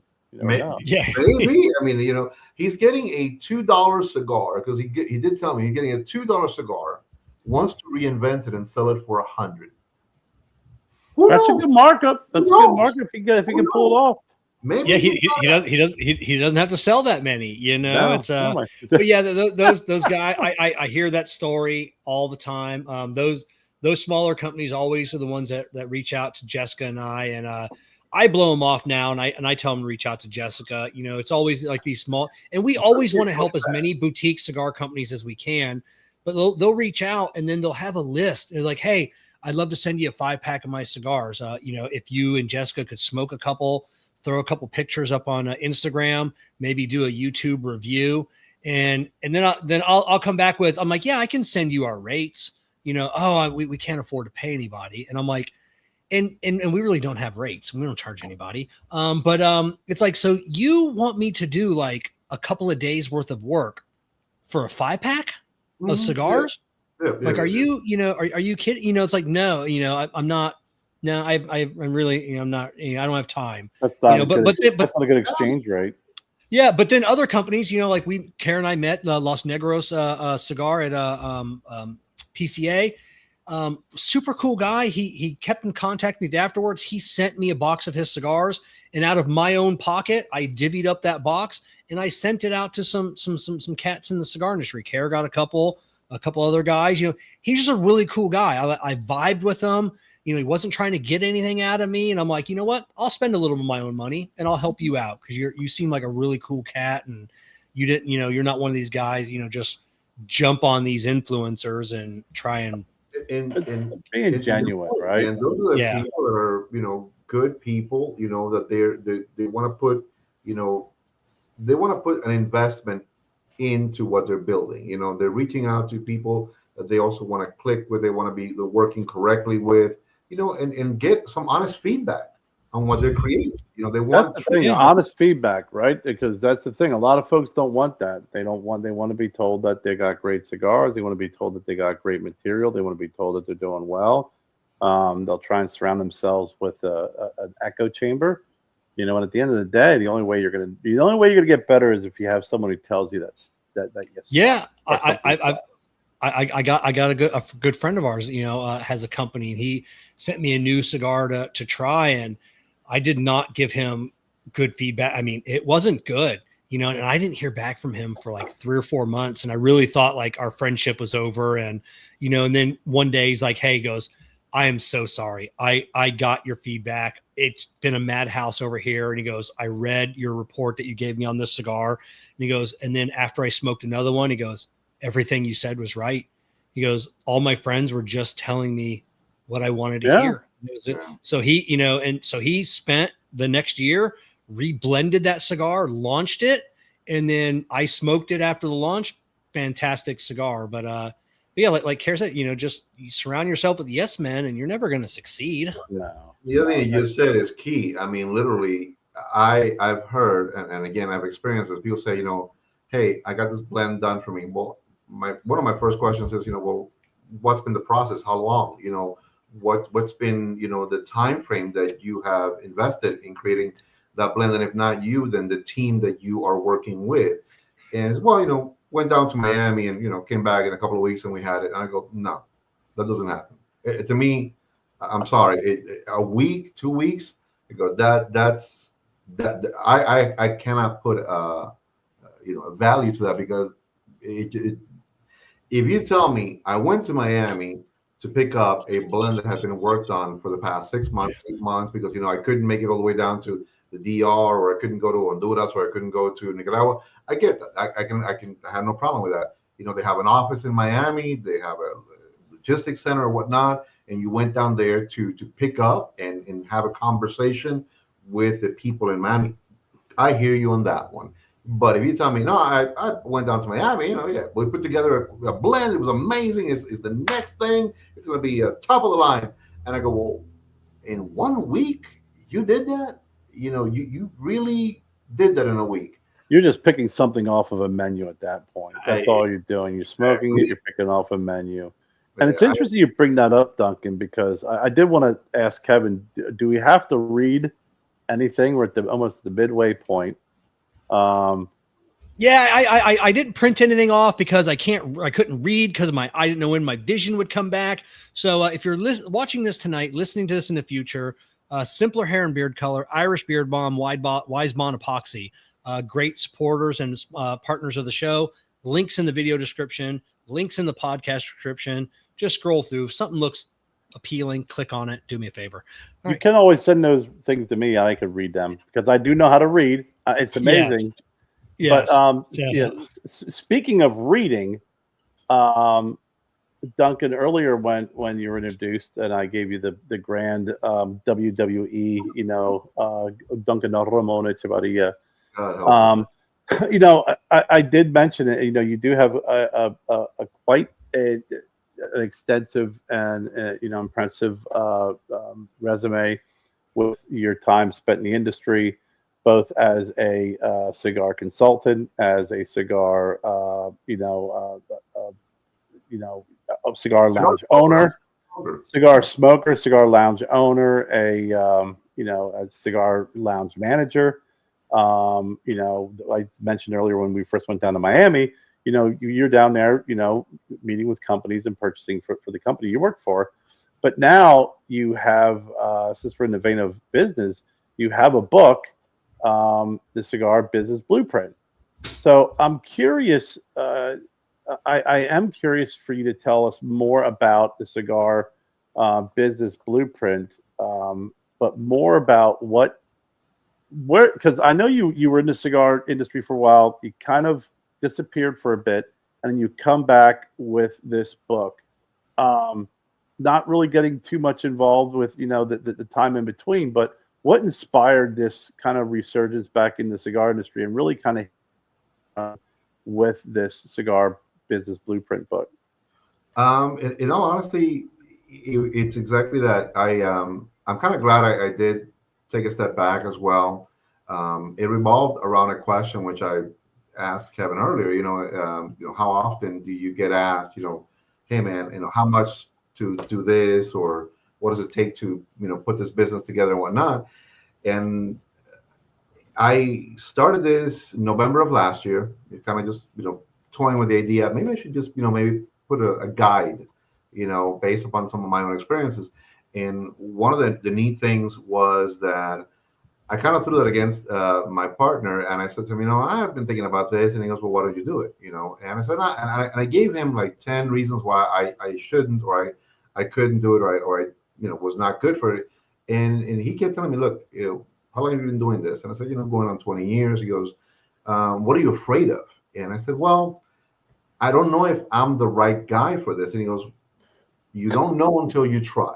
And everything I threw negative, he just kept telling me, just sit down and write something and see where that goes. And I started literally with a yellow pad. I mean, just one morning I started writing, and before I knew it, I filled out one pad, and I said to myself, there may be something here. There may be something here, but it needs to be really fine-tuned. It really needs to be looked at I had never written anything in my life except, like when I was a kid, in high school and stuff like that. And I've done some office stuff, but I really was inspired. I said to myself, you know what?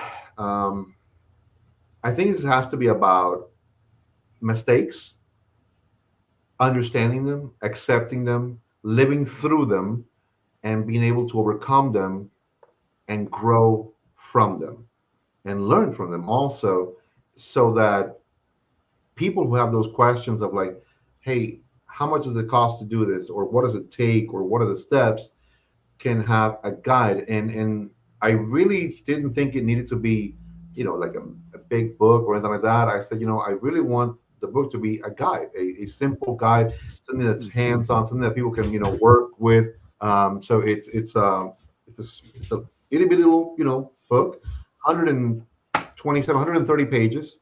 And it really is exactly that. There are uh, areas here that you can literally jot down notes. I mean, I asked you questions. Had you thought about this? If so, what did you think about?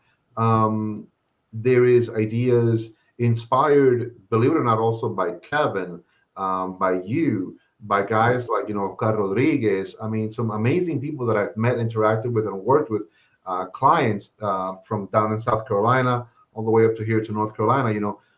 People that I've met with, seen what worked, what didn't work, and I started putting it together. And I said, you know what? I like this. It's got a nice, simple feel to it, but it is something that anybody could just go with this. And from the beginning, which begins literally with what I went through, coming here, and in all honesty, a lot of people don't remember or don't know that my first job, and it's in the book, was balls deep insanity. I mean, tiny place, no real humidor, no ventilation. Where was it I thought located? it was in Salisbury. It was in Salisbury, North Carolina. And I literally went right into winter, like first snowfall. It was a shit show and a half of one mistake after another, and learning eventually from those, and bringing on a partner for a business venture, and what didn't work and what worked. Eventually picking up a client, and learning what their needs were to develop a lounge properly for them, taking over a humidor that had over 2,000 facings, and then dealing with, how do I make this better? How do I structure this correctly so that it makes sense and it flows correctly to generate money? And everything in there literally was my experiences, predominantly built about how I was able to learn, adapt, grow, and now put this in front of somebody and say, okay, this is the steps. And one of the great inspirations, and again, not because you're here, Kevin, but I'm really glad that I'm here and thankful, is you said something that was so powerful to me a while back, and I want to say it was maybe a couple of years ago. And you said, I wanted to learn how to do this. So you paid to educate yourself. You went and pursued knowledge. You took that drive and converted it into like, well, now I want to be better at what I'm going to be doing. And you had your critiquers and all this other kind of stuff, and yet you have proven everybody completely wrong about the development of what you did, how you built it, and how you made it. And I said, that is something powerful. So in there, I said, you know what? Social media. Social media is so powerful right now. I give 30 days, an entire breakdown of how you can post, for the next 30 days, pictures, videos, whatever you're thinking that, you've never done, don't be afraid to do it. Carrie, when I sent you basically that first crazy draft, I think it was like maybe like 20 some odd pages, if that. And the first thing you said was like, it's good. You need to show more. You need to go deeper. You need to just really build this out and show the details of all of these different, sections, of all of these different parts, because there has to be a connectivity. And when I say connectivity, I mean, like, you have to have a there has to be an empathy, not, but a way that people can connect properly with you, so that they say, well, I've gone through that. I lived through that. And oh my God, this guy, now this is how I don't make those mistakes. I remember you sending me that, Duncan, just real quick, and looking through it and telling you it was very solid, but it knowing your experience and how long you've been doing it, it read more like an outline than what it needed to be. Mm-hmm. And that was, to me, that was like, okay, now I need to grab more, yellow pads and start breaking it down deeper. And it was really fun. I mean, it really was, because honestly, I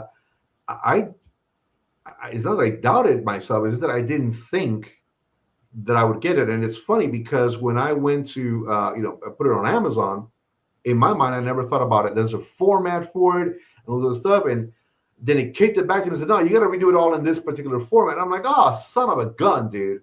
So I spent another month reformatting everything, and again, relooking page by page by page. Did this make sense? No. Let's retweak it. Let's make it better. And it truly was built around that question of, how do I do this? Duncan, can you show me how to build a cigar lounge? Duncan, can you tell me what it's going to cost me, to do this? I mean, even from in there, you have the guy who wants to maybe just do an online business. Nothing wrong with it. Step by step, how to build an online business. Looking at your different overheads. The criteria for that. If you want to just go mom and pop tiny, easy, no problem. It's in there as well. You want to go full lounge with multiple profit centers. It's in there. The breakdown is completely step by step. How to approach this, how to hire the right bartender. If you're going to have a bar, get a good bartender. I mean, for God's sakes, get a guy who knows, first of all, that he enjoys a good cigar. It's great, of course, he's a cigar person, but that he understands the dynamic of how to blend, that beautiful drink with a good, cigar, a perfect pairing. If you're going to have staff, don't just have somebody walk around, just eating up your money. That's just, don't do that. And one of the biggest investments at a company, which is a huge return on your investment, get a really good tobacconist. Get someone who truly understands the ebb and flow of that humidor. When that person is in there, man, that person is an artist. That person is an architect. That person understands that, he's going to move the cigars for you. He's going to have great relationships with those vendors. He's going to be able to guide you so that you can better order. So you understand that, hey, we got a deal right now on 10 boxes of crap, and you can get 2 boxes of free crap. Well, we don't want crap. I want a better deal. I want cigars that are going to move, that are going to turn around and, come and go. Understand the keystoning process. You cannot disrespect the price of a great cigar by saying, it's not selling, I'm going to cut it in half. You're creating issues with representation of that cigar. I've seen literally Liga Privadas half off in environments because no one was, talking to people about them. No one was educating them. And so the owner said, well, I'll put it at, get my money back and get him out of here. Well, it's like you talked earlier with Paul Gamarian. People don't know Paul Gamarian. They bring in his stuff because someone tells them to bring it in, but they don't realize what they got. And then the next thing you know, you see Paul Gamarian on the sale rack. You're like, ooh. But you bring it. You're pointing out a lot of really great things about the book, and it, and the inspiration. What was the hardest part about it? Like, what was the hardest part as you were, going through the whole process of writing, rewriting, and your multiple yellow, legal pads? What was the hardest part about bringing this to fruition? Well, and I'm brutally honest. It was speaking about me. Literally looking in memory, looking at old pictures of my first, cigar shop in Salisbury. My first trip to Miami, to place orders. I was working with only one provider. I said, this guy can take care of everything for me. And writing about all those things that I made mistakes on was the hardest part, was the most realistic part, And it was actually in the end the best part about it all, but it was the hardest.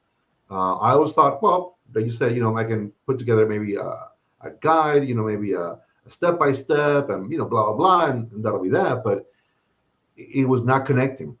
I don't think people would be able to connect with the experience, with the person, with that. Hey, this guy's real. I mean, I have been in cigar environments where you open a door and you're walking into the humidor, but that door leads to to the weather. You just displace the entire humidified environment, and there goes that money. So if you do that and you don't listen, then God bless you. I tell folks lately when I sit down and now I have conversations. I say, I'll give you a 98% success rate. I can guarantee you 98% success rate in whatever we do together. When they ask me what's the 2%, I go, you will be the 2% failure if you don't listen. It's so key. Literally a person like Kevin could create something powerful, amazing. But if the person he's creating it for just says, nah, I can't be in a pocket, I'm going to do it what I want to do, excuse the expression like that, then Kevin succeeded. He truly succeeded. The failure rate falls on the person who did not listen. And that also was part of like, do people want to hear that? And it was scary to put that into context into the book. As you said earlier, Kerr, sometimes we all want to be surrounded, by yes guys. Oh, that's a great idea. Oh, it's going to be awesome. It's going to be awesome. Well, it's not going to be awesome because you're throwing money away. You got to understand it's an organic product. If it's not 70-70, if it's not a perfect balance, if it's whatever it needs to be, if you're not doing that and you got the right people telling you, well, then it's on you. And I've seen that not once, not twice, but multiple times. I've walked into environments where, and it broke my heart, mold, across the board on boxes upon boxes of wonderful cigars, and that to me is you're not listening. Someone's telling you something, right, and you're not listening. Yeah, I was in a cigar lounge one time, and I was shopping. I saw that, and I went out and I said, "Hey, you got some mold in there. That's not plume. You might want to." And they got kind of pissed off at me, and I was like, "I'm not insulting you or your cigar. I'm trying to be helpful here, bro. Like, I walked in there. It's like a tropical rainforest. You got fucking mold. I'm trying to help you." I got a walk-in humidor in my lounge here at home, and every single day, 7 days a week, I walk in there home from work. Usually I'm going to pick out the cigar I'm going to have after dinner, but I inspect every single shelf. If I'm at home, unless I'm away, every single shelf, I am looking to catch that at that exact moment before it happens.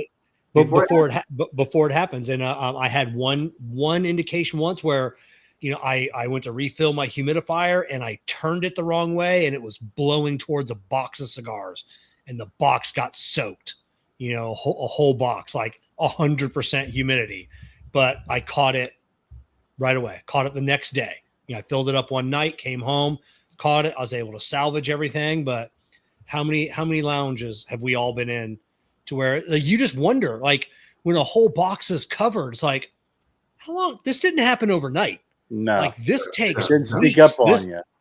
Yeah, it didn't sneak up on you. This is like a month that you didn't notice this. It's like, look, even something as simple as people forget lighting. The right lighting, definitely, is what people. Oh, I want to just put this because it gives me enough light. I go, well, you got to understand, incandescent lighting, that's a no go. Those like white tubes, don't do that either. I mean, you're going ape shit, trying to do something that's going to impact your cigars.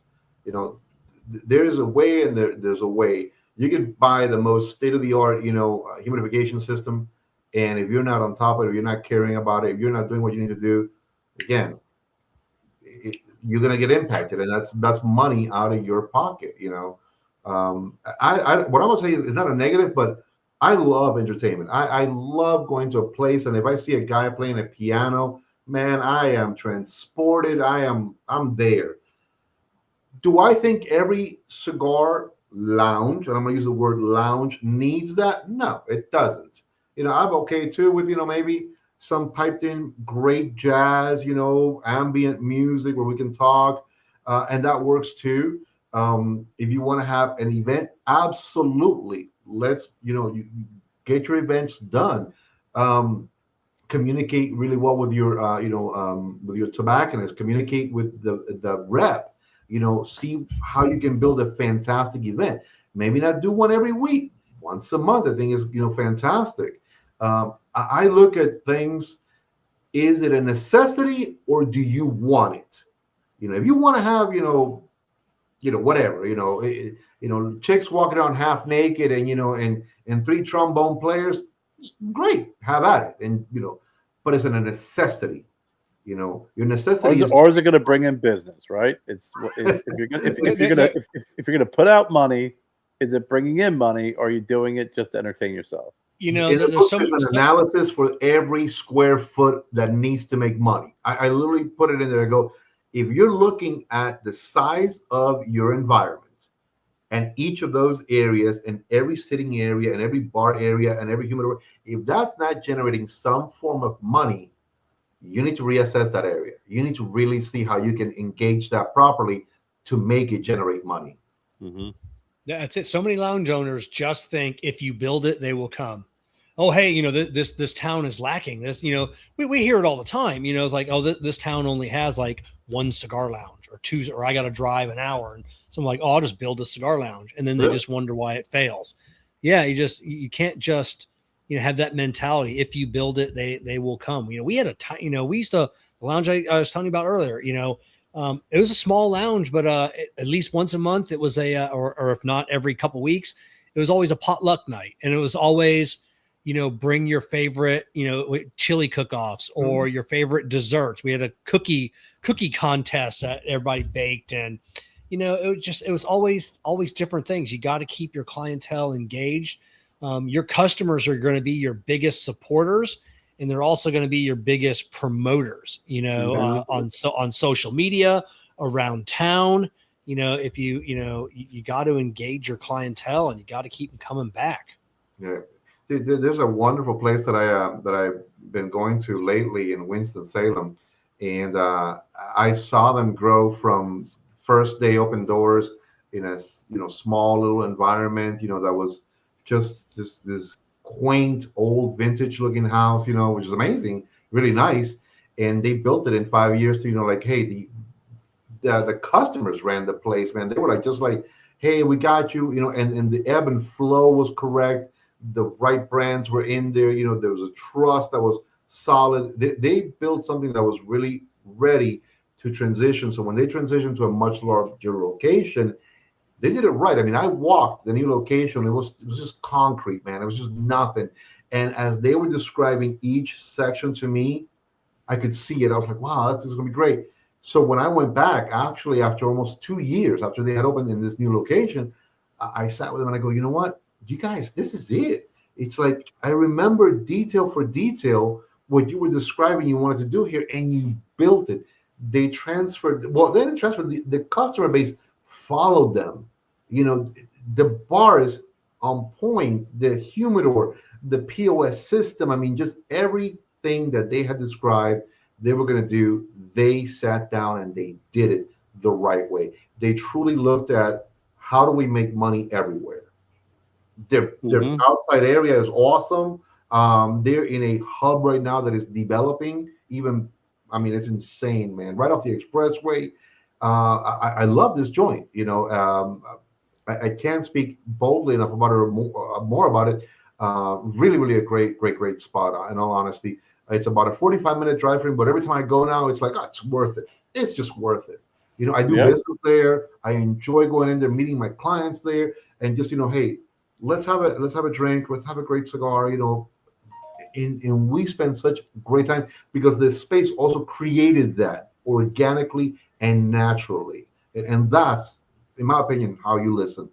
So, Duncan, you when you're talking about going through, kind of walking down memory lane when writing this book, and like I said, I did read the first version, and I did know that if you were going to fill in some of these areas and get meatier, that you were going to have to really kind of go back and not only share your experiences, but probably take a walk down and do a little bit of self reflection of everything that you've done.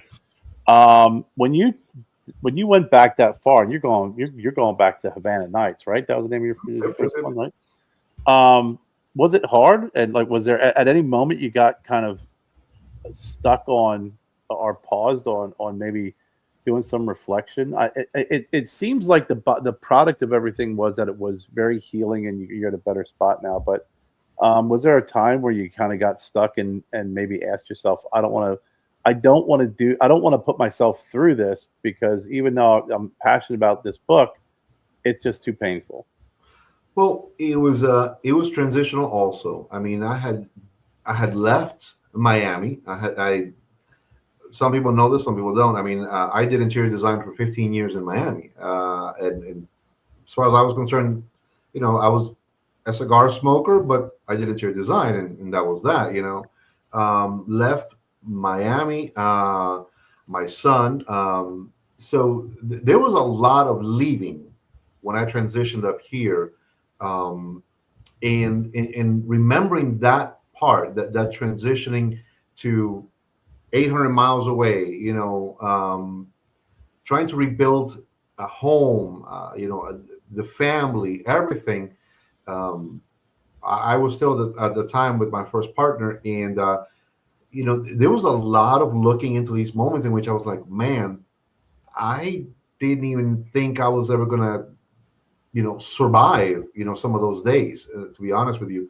And sitting here in front of the computer and just typing and typing and typing. There were moments in which, they were emotional. I'm always one of these guys, like, I'm an emotional idiot. I cry over nothing, which, I do. And just taking my mom out of her comfort factor, that was a huge one. That impacted me a lot, and she said, I'm going wherever you go, I go with you. That was something that when I wrote that there, I was like, wow, I did that. I just took this old Cuban woman who's happy in Miami where everybody talks Spanish, and now I'm going to put her right up smack in the middle of, gringo land, and that revisiting that part was, I had to retweak it a little bit, to make sure that only what was, necessary went into it, but it brought that to me. It brought to me when I had to close those doors, and it was, man, it was hard. I had put in literally almost $250,000, and 20 years ago, that was a little bit of money, into this venture, into this vision, and honestly, like I said, it was very tough to write about it, rewrite it, make it, what it needs to be into the book. But in that process, it was the hardest part. It really was the transitioning of an old life to what I thought would be the new one, and we're gonna, rock and roll and build an empire. So yeah, it took a minute out of me when I was putting this together. It did. Any of it change you? A lot. Like change you today? Like after you finished the book, did you look back on and go, wow, okay? I tend to believe that I want to listen to everybody, and it's hard to say that. I want to listen to everybody's dream. I want to listen to everybody's vision. That's why I was excited, even when I spoke to that kid, from Tampa. It was his energy, that I listened to. It was his vibrance. It was his enthusiasm that I listened to, and I said, man, I can understand that. And I hate to be that guy that now is gonna grab the pin and burst that bubble, but I have to, because somebody else is gonna take advantage of him, and he's gonna make a shit ton of mistakes eventually, maybe to get a good cigar out. And it has changed me over the past, not process right now, of this book, but I think over the past couple of years, it's been coming on board. But this book really just brought to me that, man, I've changed from the guy that I was 20 years ago, and even just 5 years ago, and even just 2 years ago, to the person I am today. I want to listen, but now I'm going to listen and give you true feedback. Right. And like we said earlier, sometimes we don't want to hear that, but we need to hear that. And this industry is very precious to me. I love the cigar industry. I love the fact of the matter that my family has been in it for a long time. And as I told somebody, we were just farmers. We were nobody famous. My family on my dad's side worked for the Toraño people back in the days before they were even Toraños. My grandmother worked at, Ramon Cifuentes, were the original owners of the Partagas brand, selecting leaves of tobacco, taking out the main stem. My mother did the same thing in Cuba and here. And there was a lot of different things that kept proving to me that I love this. This is who I am. This is who I've always been. I tell folks, I don't need to agree with everything you say about your business, but I'm going to tell you what you will need to hear, and what you do with it. That's up to you. I've lived it, I've experienced it, I've walked it, I talked it, and I love it deeply, deeply. Not a day goes by that I go to bed without sometime during the day thinking something about cigar-oriented X or looking at news about it. I tell folks, and I bet you money Kevin has done that. If there's like storms or anything like that is off the coast of Nicaragua or maybe Honduras or the DR or anywhere where there's tobacco growing, I look at that and I go, man, how is that going to impact the tobacco season? What am I looking at? How do we project? I've sat here for 6 hours a couple of months back, and you have your assistant is Ash, your AI.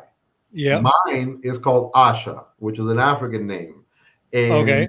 And this is, when I heard you say that the other day, I about had a conniption fit. I was like, oh my God, this is insane. So we sat and I started researching everywhere. How can I put like a prognosticator together? Something that people also, anyone, which is going to go on, eventually there will be a follow-up to this book, put information into it and let this tool show you what you need to look for so that you can anticipate trends, not just follow the trends, but anticipate the trends. Because as a businessman, it's like the stock market, is it going to go up? Is it going to go down? What's going to happen to prices? Right now, look at what's going on with the tariffs. It's impacting some, it's not impacting others. So 6 hours of just literally doing something I had never done in my life to create a tool that not only helps me better help my clients now, but eventually something that I can say, you know what, I'm going to go ahead and put that out there as well so that anyone can put the same information and that can kind of guide them as like, okay, well, I'm good now because I've anticipated, the downward side of, what's coming. And I've fallen deeply in love with what this book has taught me. It's taught me to research, expand, grow. I'm fascinated now by AIs. Literally, I work currently right now with about 5 different AI systems, and I'm like, hallelujah. I mean, it's like, wow.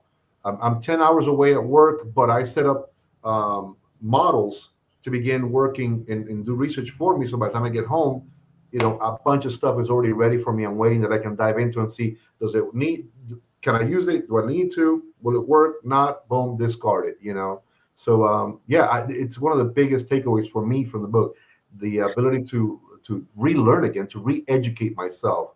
And that's a hard one. At my age, I'm 53. I tell everybody, I'm not going to go back to school for jack, but to be able to educate myself and to reteach myself things, love it. It's definitely helpful. So I know that the book's available on PDF. I also know that it's an audio book. So do you read the book, Duncan? Is it your voice I'm going to hear if I get it? Well, no, it's actually one of my fun AI friends, and they have a way better voice than me. and it sounds amazing.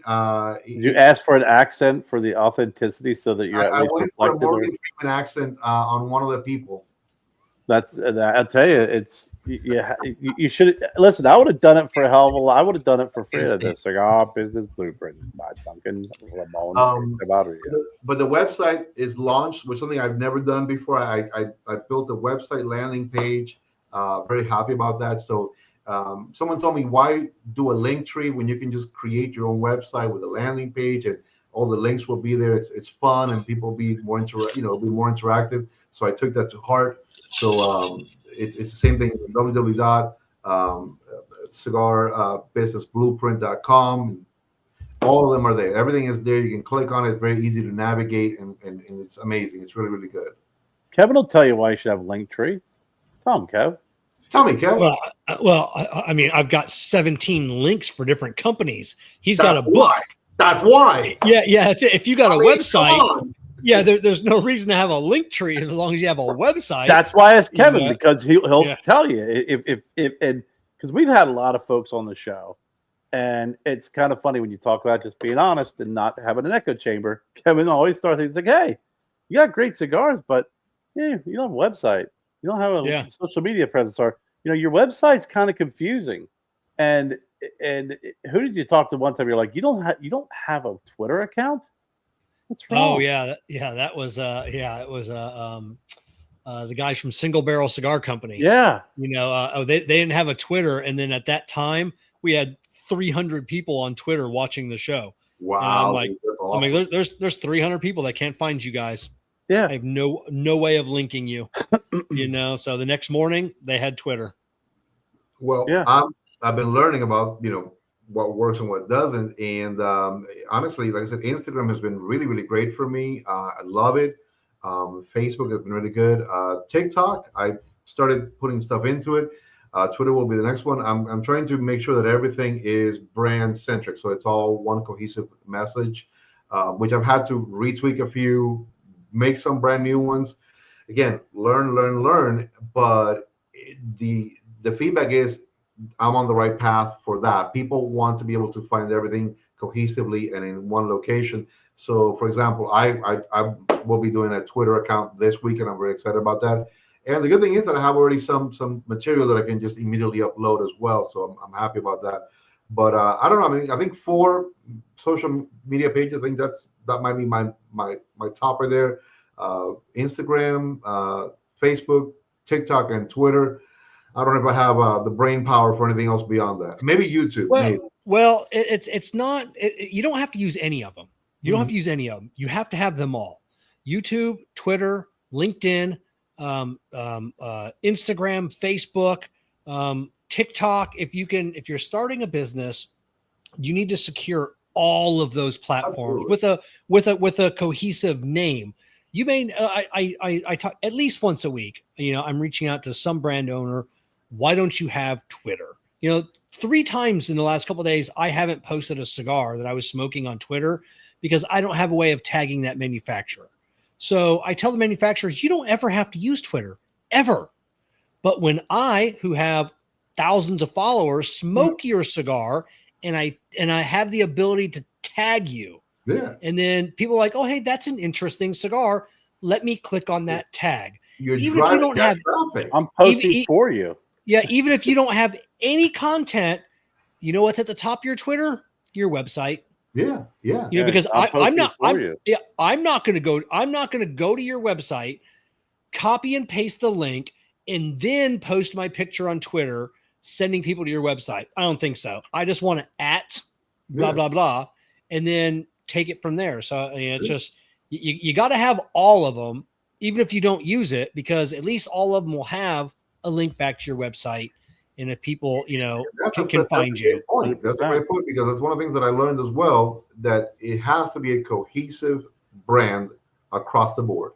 Even the one that I currently have on Facebook, I have one on Facebook, which is a page that is the Cigar Strategist, and that one I post in everything I do on my regular one. But even my regular one, I've just started to completely just overhaul that into just only cigar-centric, cigar-oriented, anything that deals with what I'm doing.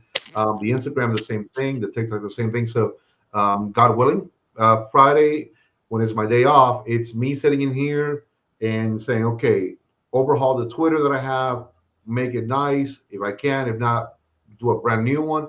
And I do have an older YouTube account, which I'm thinking I'll probably have to do an overhaul on that one. But again, like you said, it's a cohesive message. It's a cohesive brand all the way across. And when anybody goes to anywhere, boom, there's the website. Okay, great. Let me go here. Let me go there. I need to get the book, whatever. And then at the bottom of your website, I just reached out to a big company last week, and I was smoking one of their cigars, and I went to their website because I couldn't find their exact name on either Instagram or Twitter, because sometimes, the names aren't cohesive, or you start a company and it's taken. So sometimes they'll put an underscore, or they'll put something. So I'll go to someone's website and then I'll scroll to the bottom, like on my website. Then you have all those icons, Instagram, Twitter, and then I'll click on that icon, which then will take me back to Twitter. I'm like, oh, that's how their name is, But this company didn't have any of those icons. Oh, and no, I'm no, like, I have them. I have to have them. yeah. And I go, bro, you've been doing this for 20 years. I go, you don't have those icons. And he's like, holy shit, I forgot, and it was just one little thing that he forgot, and instantly, rectified that situation. Look, man, take it from me. I'm not a techie guy. I'm not a, web designer, but there's a ton of great resources out there. Did it, it took me maybe a day and a half, 2 days to sit here and beat my head against it. But once it was done, I was like, man, it wasn't that bad. It's like, oh shit. No, step processes too. Like a lot of these, websites that you can build your own. It's very, very plug and play, very simple. I mean, it's not too difficult. I know Kevin's whole build out's a lot bigger with all of his businesses and all the different products that he offers. It's linked to Amazon and everything else, a little bit crazier. But if you're looking for just a very basic plain website, or very basic website, I don't want to say plain, a very basic website with not a lot of bells and whistles, and and still impactful and powerful, it doesn't cost that much and it doesn't take that much. No, not at all. Yep. Not at all. And it does exactly what you want it to do. It gets I mean, it does. It does 100%. So I'm kind of sad that it's not you reading your book. I'm not gonna lie.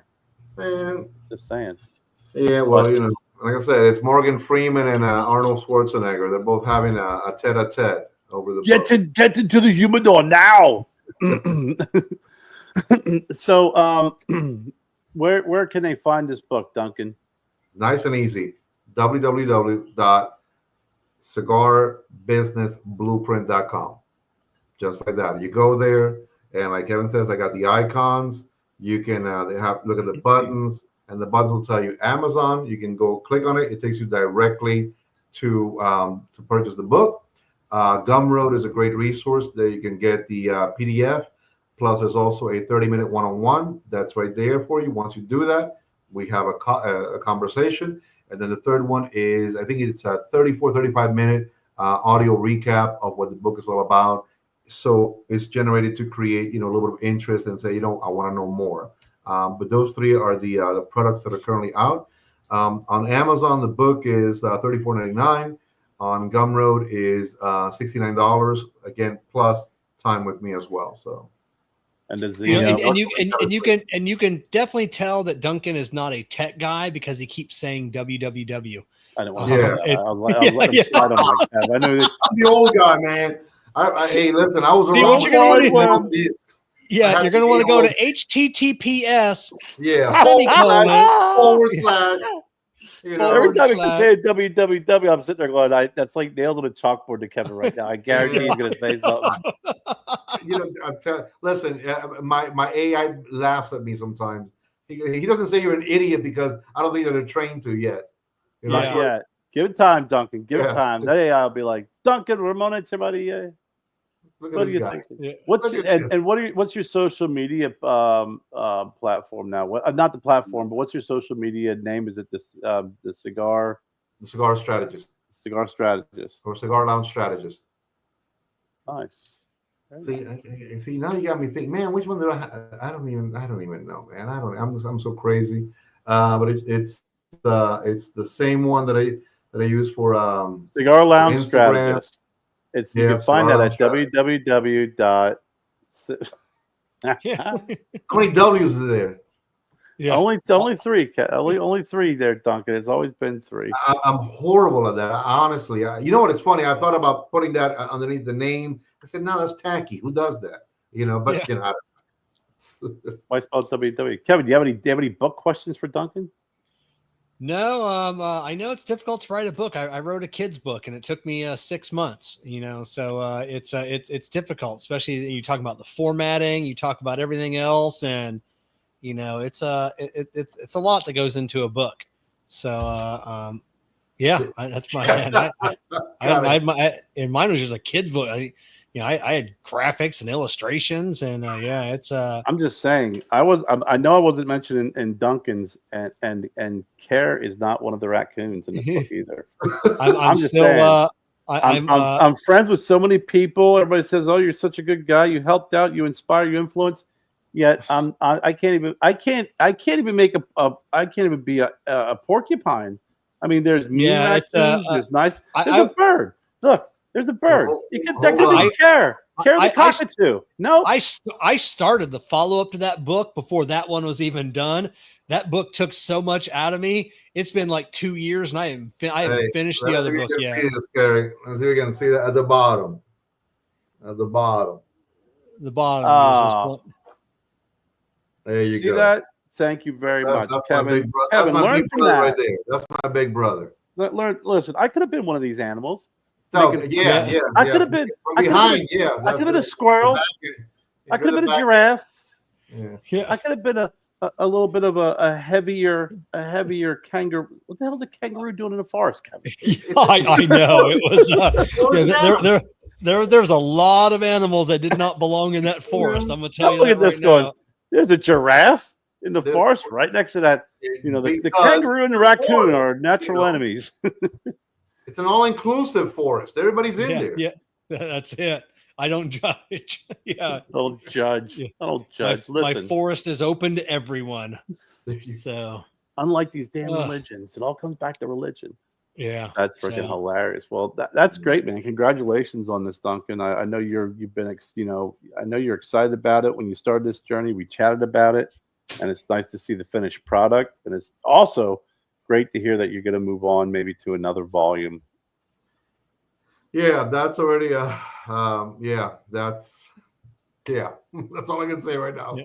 That's already several yellow pads deep into it already. So nice. Right on. I'm gonna buy stock in the companies that make these yellow pads. Yeah. We'll have to have you back on again and talk more about the coffee business that you're getting involved with as well, and some of the cigar real stuff. Quick, great guys. I don't know if you guys are, well, I know you're a big coffee guy, and definitely Kevin. I definitely will be, reaching out to put a little package together. I want you guys to taste the coffee, the cigars that are going to be paired. I would like, just guys for fun, smoke them, break them down, give some feedback. And enjoy them, and you guys will definitely get copies of the book as well. For whatever you may need. But I told Kerry I definitely want to do that because one, I do value you guys a lot, and you guys do an enormous amount in this industry. The stuff that you guys did at PCA and all those videos and all those interviews, man. Honestly, you guys are the real deal. I don't know if it was like paparazzi people running around getting free cigars or not, but you guys, we need more of you guys out there. We need, real people talking to the boutique brands, real people talking, about the right cigars. What you guys do, God bless you, honestly, both of you. Well, thank you very much. We definitely appreciate that. It's we put in some hard work for sure. I will after tomorrow, Duncan or Kerr, one of you reach out to me and just send me all the links. That way I can go back into this show tomorrow, edit the description because I didn't know what to put in before the show. So I can put in all of those links. So if you're watching this tonight, come back in a day or so if you want any of those links, because you don't remember them, and they'll be in here tomorrow. If you're listening to this on the podcast, they'll already be in there because we're usually a week or two behind. So, all right. Anybody got any final words or thoughts before we call it a night? Sure. No, I mean, it's always good seeing you, Duncan. It's always good hanging out with you, especially, where we started our, create Cuban's crazy commute in the Stogie Road diaries many, many moons ago on Friday afternoons with an iPhone Yeah. resting atop a couple of cigar boxes. It's been a crazy journey. I'm really happy for you all around. I'm glad to see you back in the industry. I think it's you're definitely your calling, and you know anybody anybody who like says if you are someone who's thinking about getting in the cigar industry, whether it's a new cigar lounge owner, if you are in the industry and you're professional, you want to learn more, pick up the book, give it a try. I think you'll learn a lot. The one thing that you and I talked about that a lot of people are afraid to do, and it's write about your mistakes, because that's really where you learn. You learn from your mistakes, and that's where you got to build a lot of your learnings from. You don't learn from victories, you learn from defeats, and that's how people, like these teams build dynasties and such, and that's how they do it. So I'm really happy to see you back in the game and taking this approach. I think a lot of folks will find a great deal of information and help in your book. Thank you, man. I appreciate it. Again, I appreciate both of you guys for having me here. I'm more than honored. Honestly, it's a privilege to be here with you guys. Truly. All right, and anybody watching tonight, join us back in 2 days. This coming up Wednesday, the I Tap That Cigar Show. Kerr and I, and then Ryan Miller from the Rocky Mountain Cigar Show. We're going to be interviewing Drew Newman of JC Newman Cigars. They're celebrating 130 years. So we're going to find out from Drew, the youngest Newman, of how the company got to where it is, and where the company is going in the next 130 years. So come join us back in 2 days, and we'll see everybody back next Monday for another Puff and Ponder podcast. Yep. So, all right. Peace. Have a good night. Guys, have a good night.